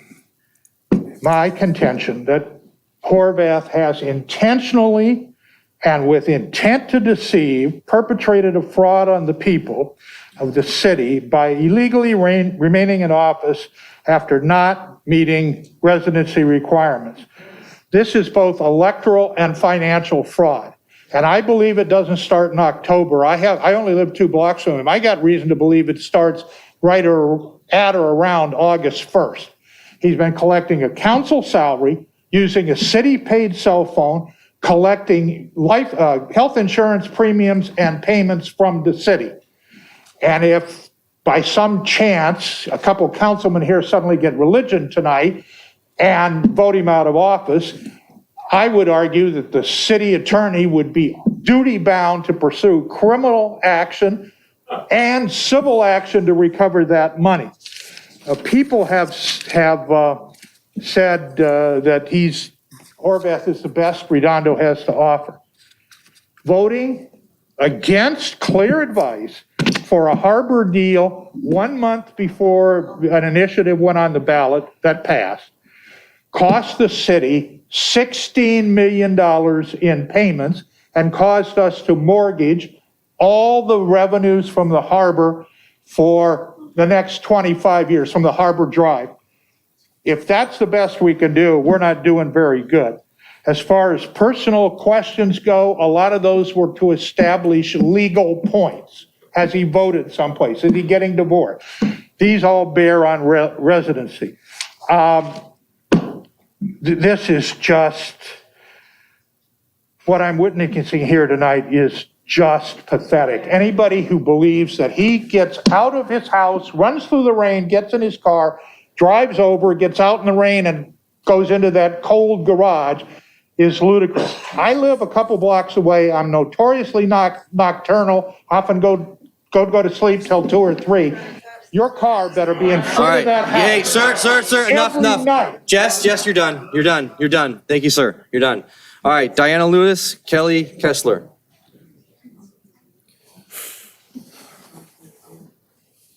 Good afternoon, Pro Temp Mayor, Council. I'm Diane Lewis, District 4, and I'm here to oppose Councilman Horvath's seat to be vacated. I've attended his Zoom meetings and have enjoyed his clear and non-opinionated meetings, just facts, and you have to decide after the information he has given to you.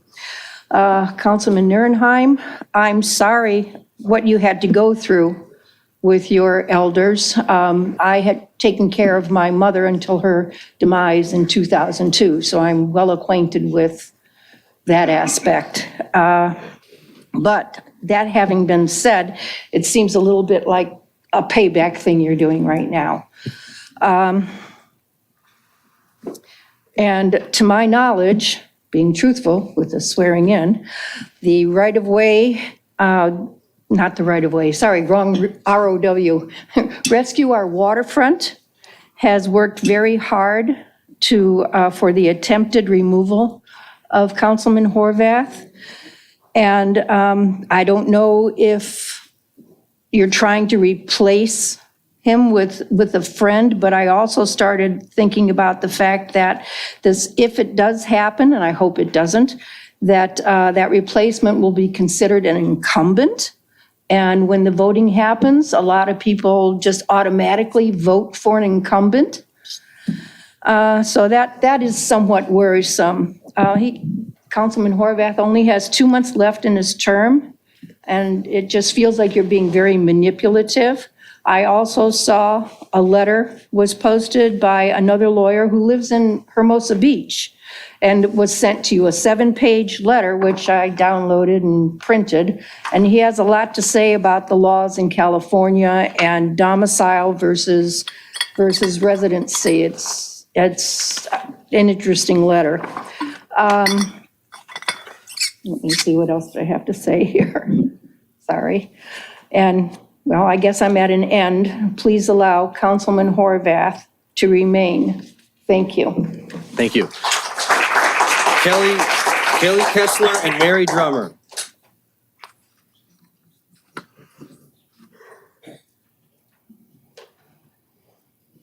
Two statements before I start. You should, when it comes to voting, what do we do with the hundreds of houses in the Torrance area of 90277? They have Torrance, Texas Torrance Fire, but they zip code is Redondo, 90277, do not answer. And the second one, you should appreciate the decorum in this council, because if you go to a Torrance City Council meeting, you're surrounded by police with their firearms on their side and F-bombs by everybody in the middle. So let's start. I want to take this time to thank Christian Horvath for his almost 8 years of public service to the people of Redondo Beach, District 3. Each month, you took the time to arrange community meetings on topics that pertain to the community, and we appreciate it all. And thank you for that time. You've been honest and helpful to the people you served, and we all knew your second term was coming to a close. You were honest when you told us that you got another job. And we were sad to see you go, but we knew it was time and supported you. While serving for the people of District 3, you fought hard for safety, for a safer community. Your monthly meetings was an understanding of the city's process with an open and understanding ear of the community's concerns. And another thing we all appreciate. You fought for fair distribution of state-mandated affordable housing between North and South Redondo, something every representative in Districts 3, 4, and 5, and 1 and 2 must do for their people. If they don't support their district, they must step down. It is sad to see the years of harassment that created a hostile work environment Christian Horvath had to endure by the hands of other district members. It seems the gaslighting attempts driven by other council members and the mayor is unlawful retaliation and attempt of wrongful termination. Christian Horvath has always told us the truth at his meetings. The people of District 3 support his decision. The gang mentality that has taken over Redondo Beach City Council is pathetic. Shame. But who would want to work in this hostile work environment and constant harassment? Other gang members, I guess. Thank you. All right.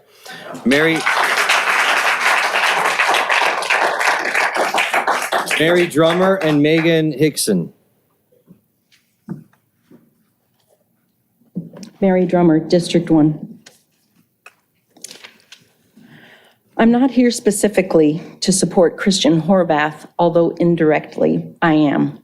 I'm here to speak the truth to the local movements who have taken pages from the national ecosystem of creating a false narrative and dress it up under the guise of legitimate legal rulings to bend, twist, and confuse the citizens of Redondo Beach. In this instance, it's a supposed community development watchdog group. Beach City's health district has similar detractors with the same tactics, quoting laws and statutes that don't apply or are easily disproven, and use that to annoy, disrupt, or derail people for their own personal agendas. This is contributing to the rot of political discourse in our country and our city. We cannot let those fringes and their false narratives control the discourse in our city. Misinformation can come in many forms and can severely damage the long-term health of our democracy. I encourage all of Redondo Beach to stay vigilant and keep your friends and family informed. Call it out and fight back. I question the tactics of our city governance. Is this something that warranted an investigation and have one conducted, or a public spectacle as a way to shank the person who you don't side with on their way out? This is a crossroad for the city council. At best, it shows us all how you govern. At worst, it is a demonstration of your character. Christian, before your term is over, I would like to thank you for your tremendous dedication to the issue of homelessness in the South Bay. You moved the issue forward, contributed to the success of its programs, and your work mattered. Thank you. Thank you.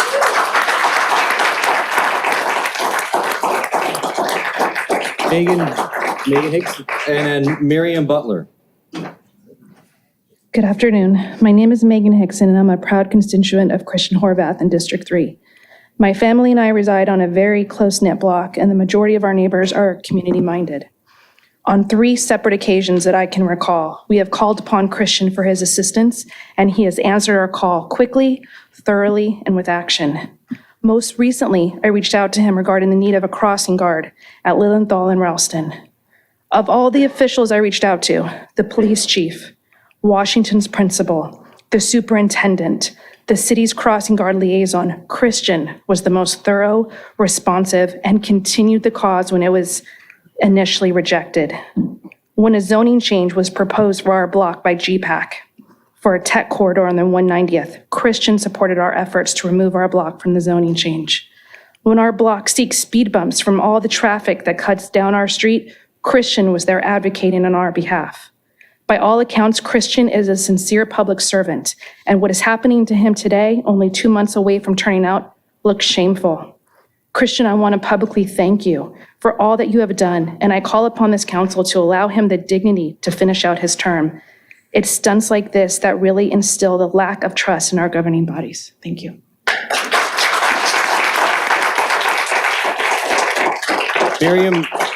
Miriam Butler and Alex Davila. Hello, everyone. My name is Miriam Butler, and I'm a 20-year Redondo Beach resident. I currently reside in District 4, my domicile, though I have previously lived in District 3 and District 1. I rearranged my schedule to be here today because this hearing to decide if Councilmember Horvath should be removed is incredibly important to me and to all the residents of North Redondo. Councilmember Horvath explained very well why his family had to move to Torrance and that he himself chooses to live apart from them in his domicile in Redondo Beach in District 3. The county clerk has corrected the error they made on his registration. They have recognized he lives in District 3 in Redondo. The main issue is that CM Horvath has been elected twice for his position, which means he represents the residents that live in his district. This whole thing is a violation of our democracy, as it was when you voted to bypass Councilmember MD, who is also the twice elected representative for District 5 for Mayor Pro Tem. I'm proud and happy to see so many people here, just to uphold our democracy and also to hold you all accountable.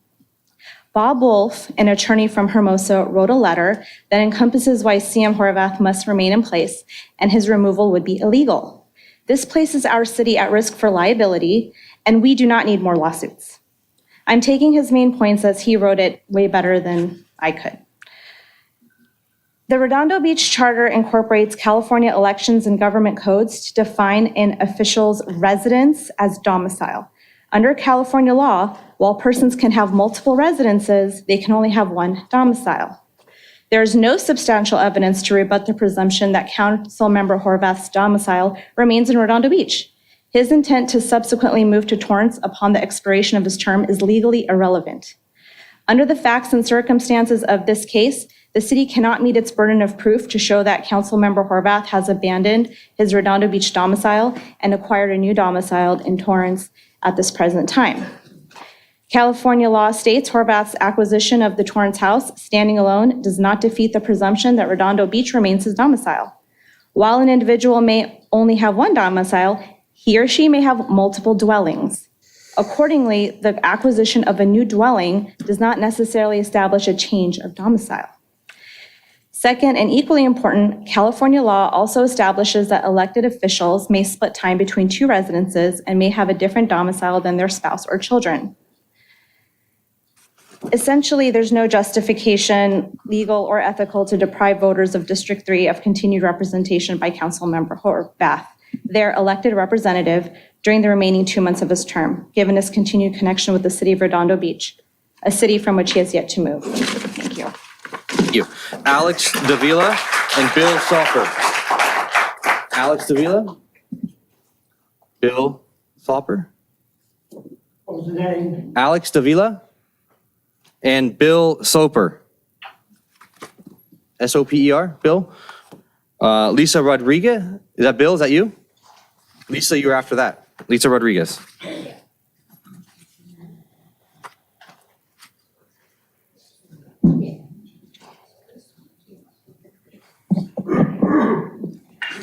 Good afternoon, City Council members and Redondo guests, wherever you're from. I want to make a couple of comments of what I've witnessed today and then my own thoughts. First of all, a few have spoken and said this is an inopportune time to have a meeting that's going to involve so many residents of the city. 3 p.m. is not good. Another one, there have been some comments from our audience that directed personal remarks to and about council members seated here today.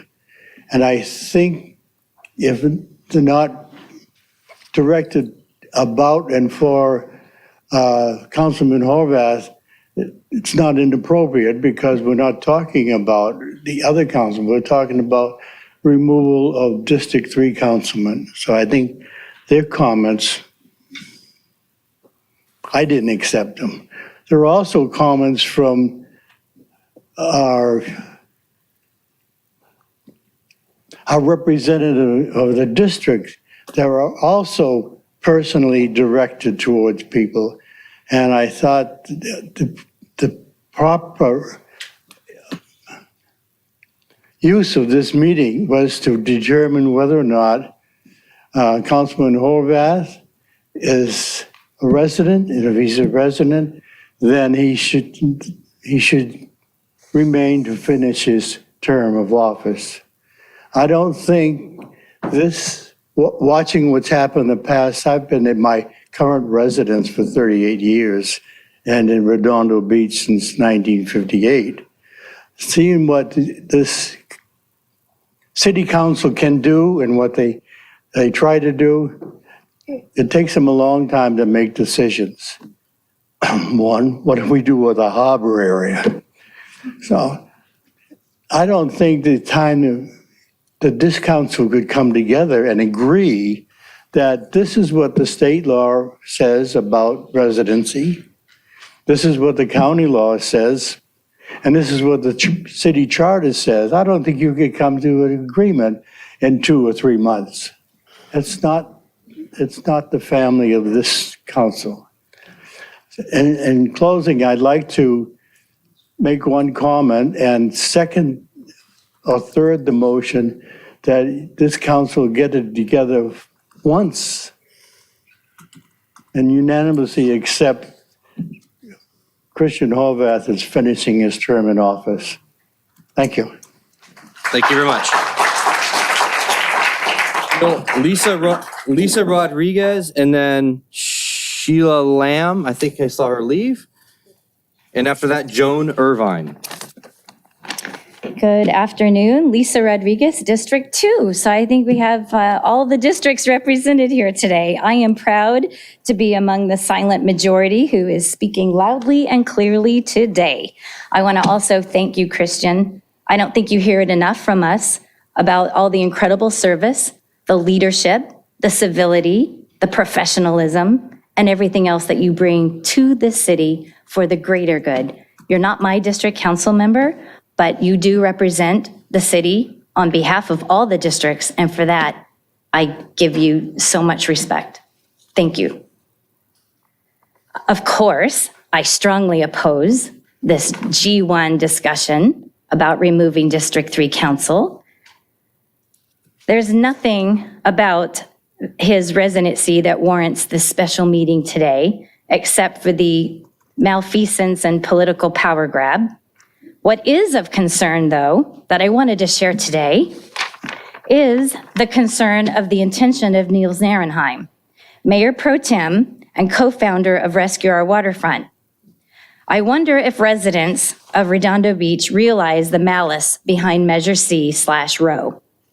In an email that you wrote, begin forward message from Niels Narenheim, taken from public record request, Jim should stay away from presenting anything other than the lawsuit, which can be done after the election. Please see my email below regarding that. We need to be uppercase, capitalized, extremely careful with introducing the lawsuit with anything Measure C, and be extremely careful with Jim Light, quote unquote, and anything Measure C. People are voting against Measure C just because they think he's associated with Measure C/Roe.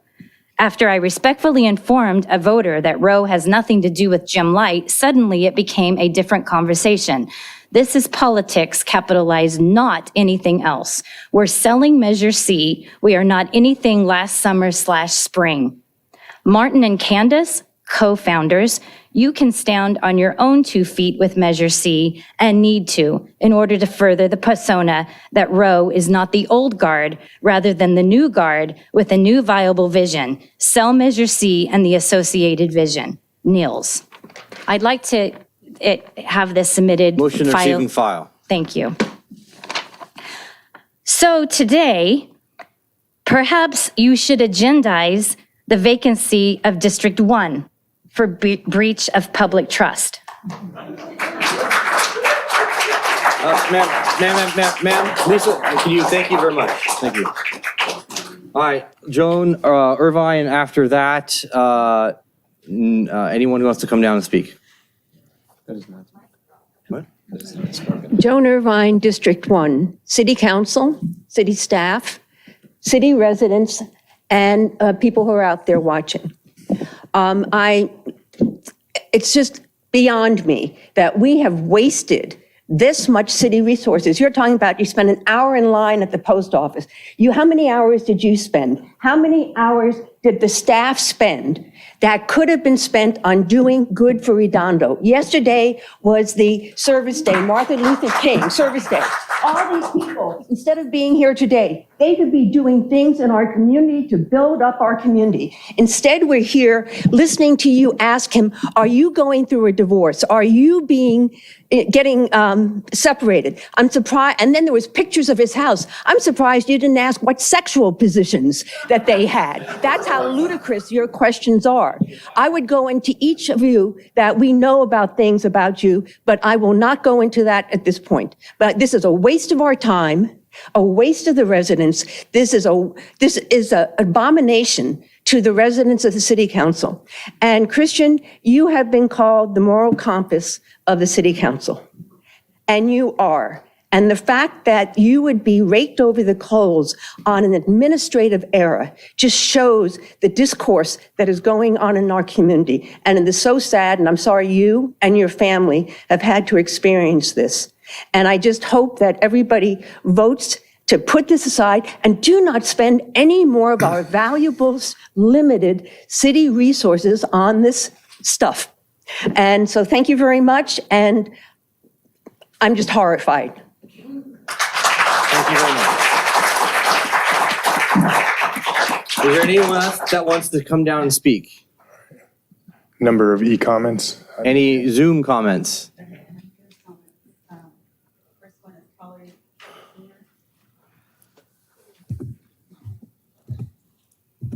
Hello, can you hear me?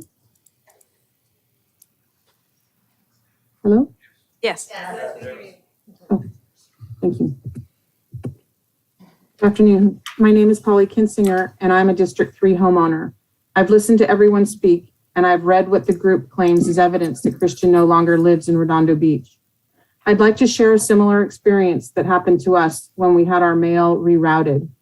We spent a lot of time out of town, so we had our mail forwarded to a P.O. box outside of the city.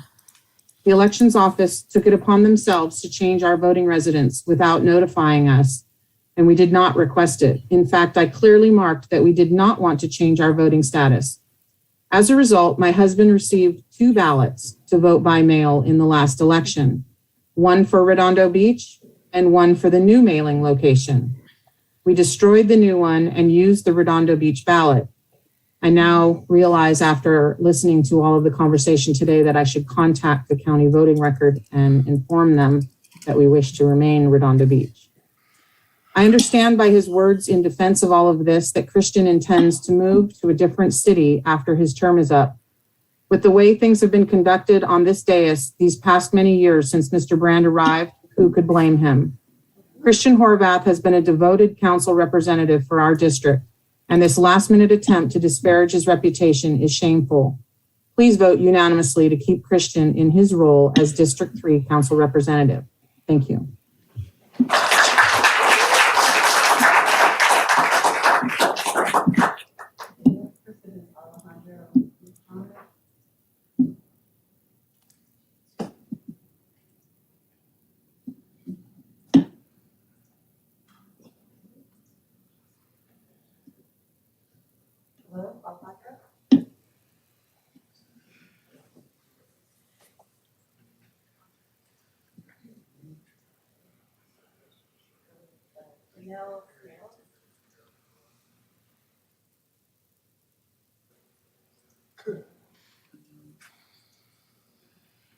Mr. Manzano, can you hear me?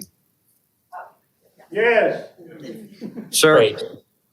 Thank you very much. Allow me to introduce myself, Mr. Mayor Pro Tem and City Council members. My name is Alex Montano. I am here today on short notice, so please forgive if my remarks aren't as organized as I would normally like to make them. Quite simply, I'm here to lend my support to Councilman Horvath. And I would ask and reiterate my desire to see Councilman Horvath unanimously be allowed to serve out the remainder of his term. I came to know Councilman Horvath when I was the general manager at Kincaid's, and we coordinated various events together. He was doing work with the chamber. I also witnessed the year that Mr. Horvath was awarded Volunteer of the Year, was recognized by the chamber for all that he does for the community. And I've now been a resident of District 5 for 10 years now. I have relied on Christian for guidance and understanding city issues, and he has always been responsive. And really, beyond lending my voice and supporting him to serve out the remainder of his term, there's just some rhetorical questions that have come to mind as I've listened to everybody. As a matter of law, statutes, the issue to me is settled. Councilman Horvath should remain in office for the remainder of his term. And really, the rhetorical questions I would ask are, what benefit is all of this serving to the city? Is it economic growth? Are we here moving the needle on traffic mitigation? I think surely the answer is no. So I really do, with all due respect, I do respect the diligence aspect of what's been offered as a reason, but I'm just left to wonder if Mr. Brand, Mayor Brand, is the only one who can call this meeting, why isn't he in attendance? Surely our fearless leader would want to be here and present, participating in this type of question. So I find that disconcerting, to say the least. But I think this goes to the larger issue beyond Mayor Brand. And that is, I'd like to point out for myself personally, I actually considered running for city council in District 5. And because of what I've seen Christian go through these last few years, I chose not to subject myself or my family to that type of treatment. And the larger point I'm trying to get to is if these types of behaviors and this type of decorum continues to pervade. Time. All right. Thank you, sir. Then then I think we're going to lose out on quality candidate. Hold on. All right. Any other Zoom comments? We have Marie Petterbaugh. I don't know if I'm saying that correct. You did great. Thank you. My name is Marie Peterbaugh. Thank you. I have a Bible. I can swear to tell the truth, the whole truth. Okay, thank you. Go Christian. Woo, you did it. Look, I don't know if you know me. I presented all of you with a plaque that I worked with South Bay Artists Collective because the only reason I want to be in city politics is when I see politicians getting bullied. And otherwise, I just want to vote and live my life. And I want you guys to get along and do your jobs. And there was an article in the LA Times that talked about the nasty politics of Redondo. And I was told that was a hit piece.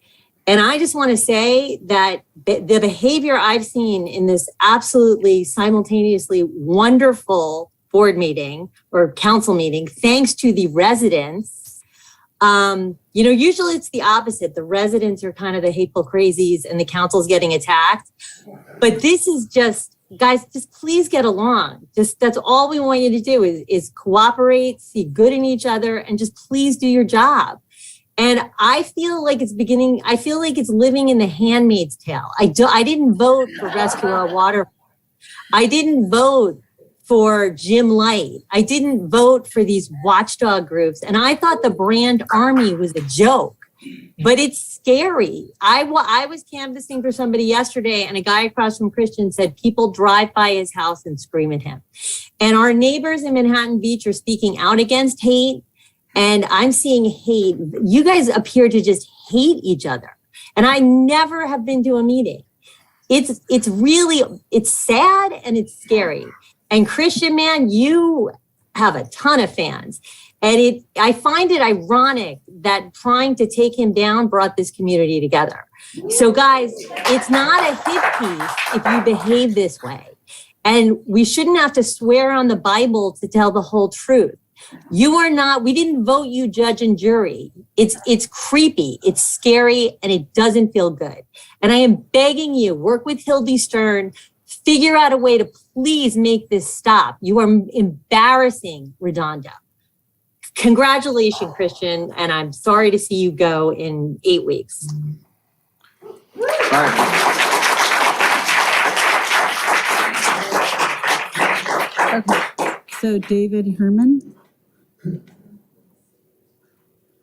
Hello, Council. Can you hear me okay? Yep. Okay. I have been a longtime homeowner here in CD3 and CD2. I own multiple businesses here. I was the person responsible for getting Visit Redondo's account up in 2008. I have currently run Redondo Pier and some other local instances. And this is actually my first city council meeting I've ever been at. I'm appalled by the demeanor of this city council. I have heard rumors, I've heard things, I see it all over social media. And actually the other night, while I was up feeding my 9-month-old kid, I saw that Rescue Our Waterfront piece, and I just completely laughed at the utter ridiculousness of some of you. You guys are like, 60, 70-year-olds on here complaining about this stuff. And Christian has done nothing but good. He's not my city council member anymore, but he's the one that responds to me. He always does. He has helped this community with the homelessness issues, with the homelessness court. And this is just an absolute appalling to attack him, attack his demeanor, attack his character. And I've known him as an upstanding citizen. If I could write him in as the next mayor of Redondo, I would, because this is how ridiculous this is. So please mark it down. I am watching all of you guys online. I'm watching the demeanor. I am a lot better at this than you are. And I will go personally and make this another effort to go against you guys. And I'm better at this. So don't get me started. I'm wanting you to work together because all of you are part of the same community. I am 37 years old. I own a home here. I've invested my family here. I intend to stay here. There's many of us other younger people that are too busy to work to come to these meetings because it's freaking expensive to live here. And so please stop doing these meetings at 3 p.m. Do them at a normal hour so we can actually show up. I had to leave multiple meetings to come here for this. I'm gonna be up all night dealing with it. So thank you. All right. The next person is Mickey Marafino.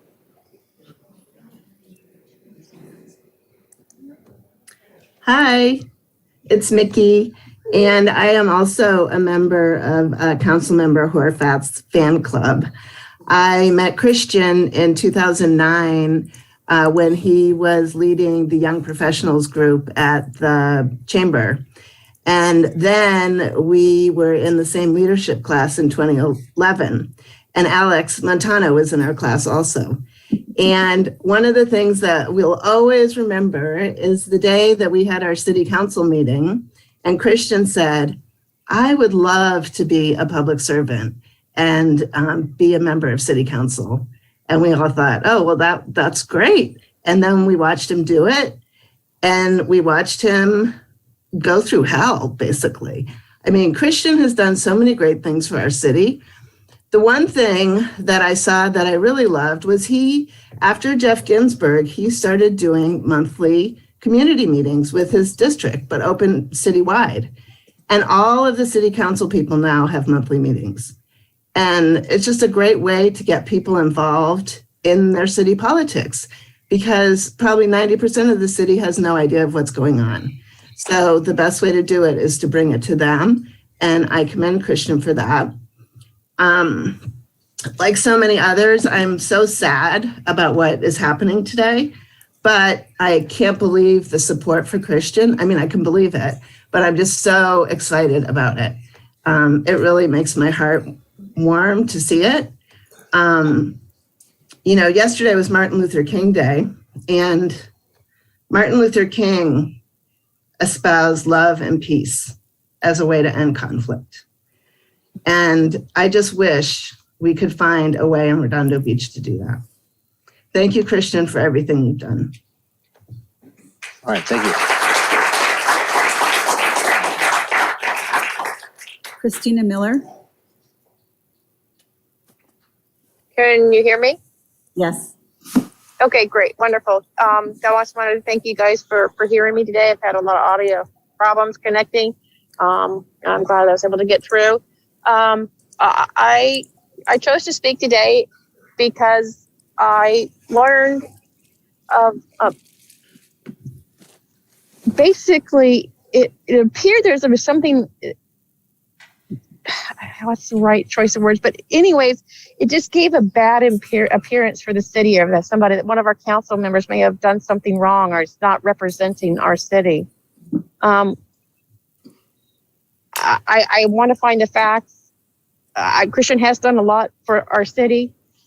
I am very disappointed that he was not forthright in acquiring his home and what he's done. I think if he had contacted the city attorney and gotten guidance about what to do, we wouldn't be here in the first place.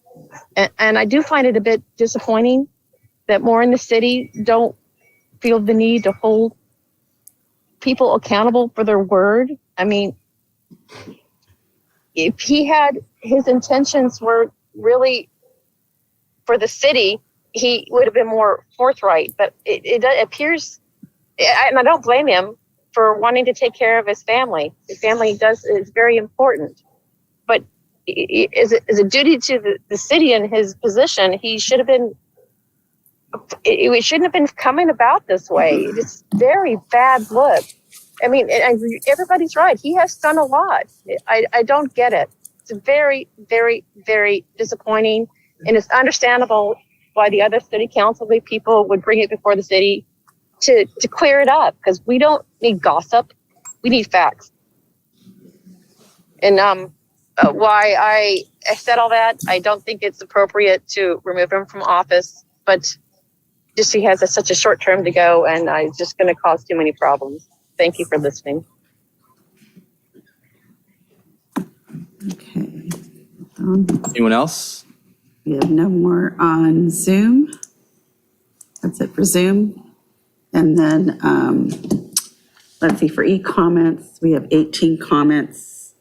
We have 2 are neutral, 1 support, and is it 14 opposes. Okay, thank you. Motion to. Hold on.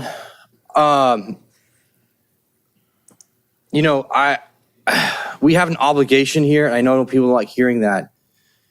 And as I sit here, I remember some of the things that I'm missing today that are so deeply important to me.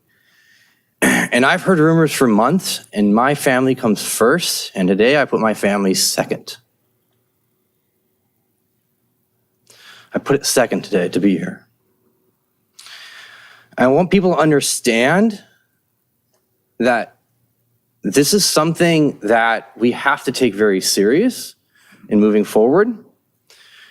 And we need to fix this problem, okay? And I apologize to anyone if you think my words or questions were inappropriate, but I want people to understand, as Mr. Morocco correctly identified, and you hit the nail on the head, act and intent. We have to show act and intent. I can't go off rumors. I don't want to go off rumors. Mr. Goldstein said it correctly as well earlier as well. We can't act off rumors, social media. We can't act off personal thoughts and beliefs. There has to be things that we find. So I'm going to make the motion that the City of Redondo Beach City Council on January 17th at 5:17 p.m. deems that Councilmember Horvath has proven his residence as per state election code and has proven his intent as per state election code to remain a resident and voter of Redondo Beach, and has proven the qualifications of residency and eligibility regarding the city charter requirements, and Councilmember Horvath has done what he needs to correct any errors by outside agencies and remains a voter of Redondo Beach and can continue to assume his seat as city council member. And I direct the City Charter Commission to address the residency requirement to fix the problem, Mr. Morocco. Thank you. Can I make a friendly amendment? You may, yeah. Do you second that? Well, second, subject to the friendly amendment that it's confined to a finding that he's a resident under Article 6 of the Redondo Beach Charter, and only that. We're taking no action. Well, then why do we need a motion if we're not taking any action? Right. Because we're setting a precedent here in the future. And we want to make sure that if somebody looks back for legal reasons, for whatever reason, because the society is so litigious, that we as a council and a body have come to an agreement protecting the city, that we are deeming this as such. Is it okay moving forward? So what I would say is Councilmember Obaji's motion is better because for a couple of reasons, if that's your intent. It's not Councilman Horvath's duty to prove those things. And it's confined to the charter section that he properly identified. Because there's no definition, we look to state law. Hopefully, the charter review will fix this, will fix moral turpitude, which never got amended after the last time this happened. Can I interrupt for a second? I have a question on that. Okay. The problem I have in looking at this, right? I don't want someone to come through in the future or looking at the past and saying, well, your charter relies and your health and safety codes rely on state code and state law.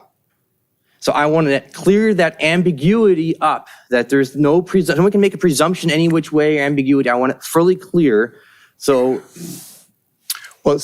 the way to do that is to amend the charter so that you have, like other directing the city charter commission to do that. No objection to that. But the other parts with he's proven pursuant to state law, that shouldn't remain. It should, because your task is should it be declared vacant under the charter? And the answer is no. We're finding that it shouldn't be declared vacant, and we direct the Charter Review Committee to put the definition of resident in the charter, because many charters have that, and you don't have to look to state law. You just look to the term in the charter, and you could direct them to figure out, is the council, future council, the appropriate body to have to sit in judgment for that? Can we give the Charter Commission direction in this?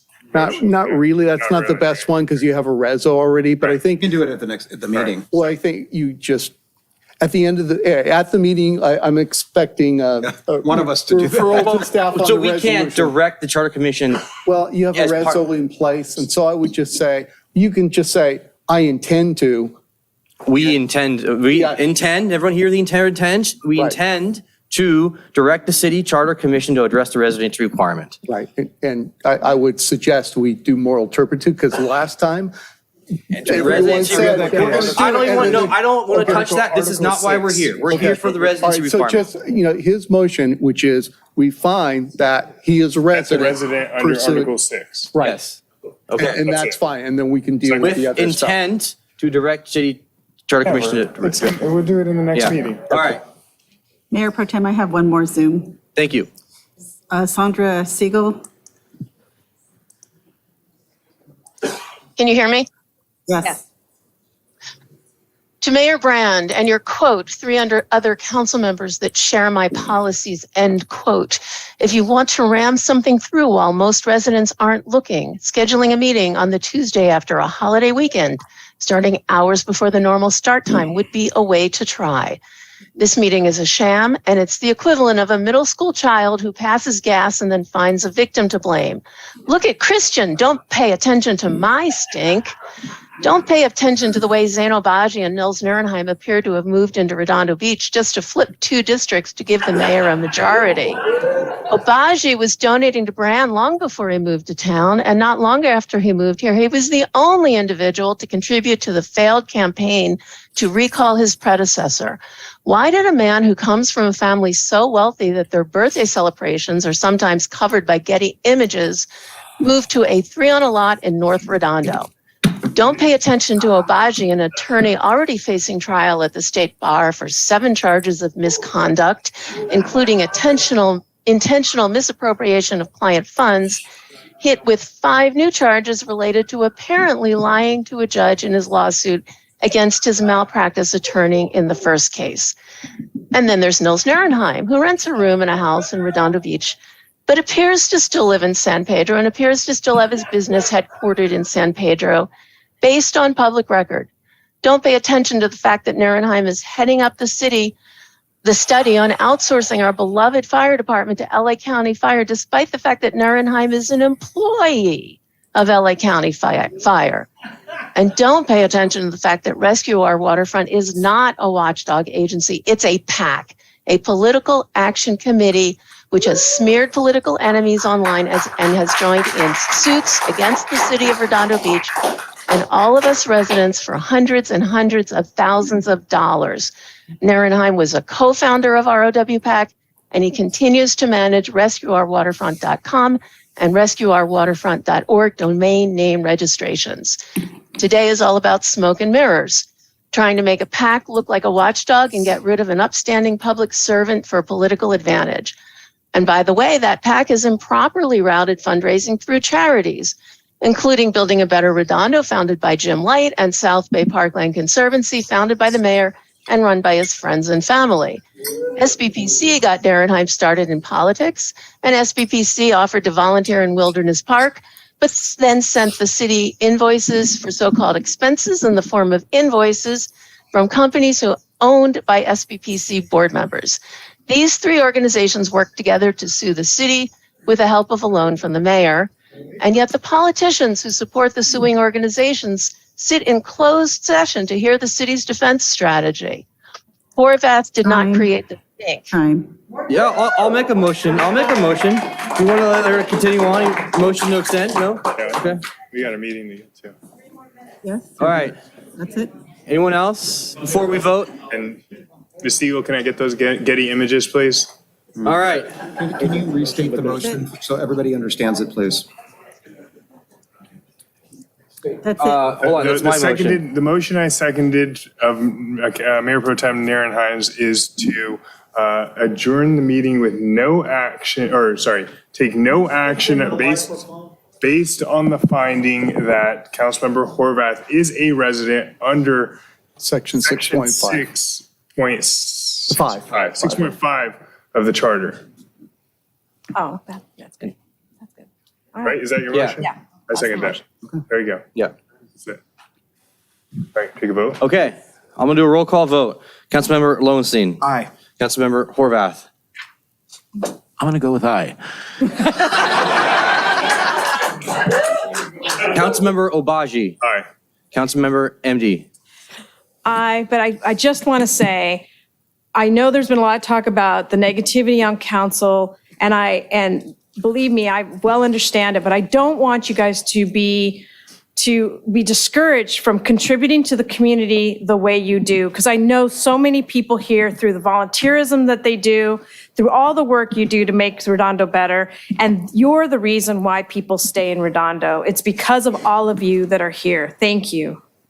Thank you. And Mayor Pro Tem for myself, aye as well.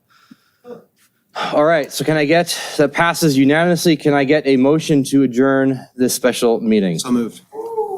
Second. Thank you. Second. All right, all in favor? Aye. Okay, hold on, you guys. I know you guys want to leave. We got to continue on. So I'd like to call to order, closed session. Oh, wait a minute. We got to do a whole change of the computers. Okay. Software. You guys can We leave. gotta give a Thank second. We need to get going. Yes, I called.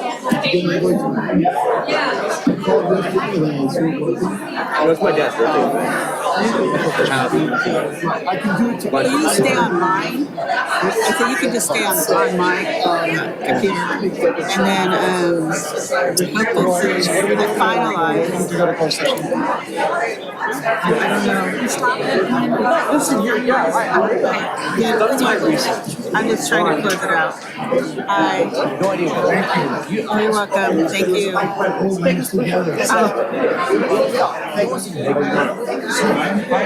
It's not doing it's still on me still.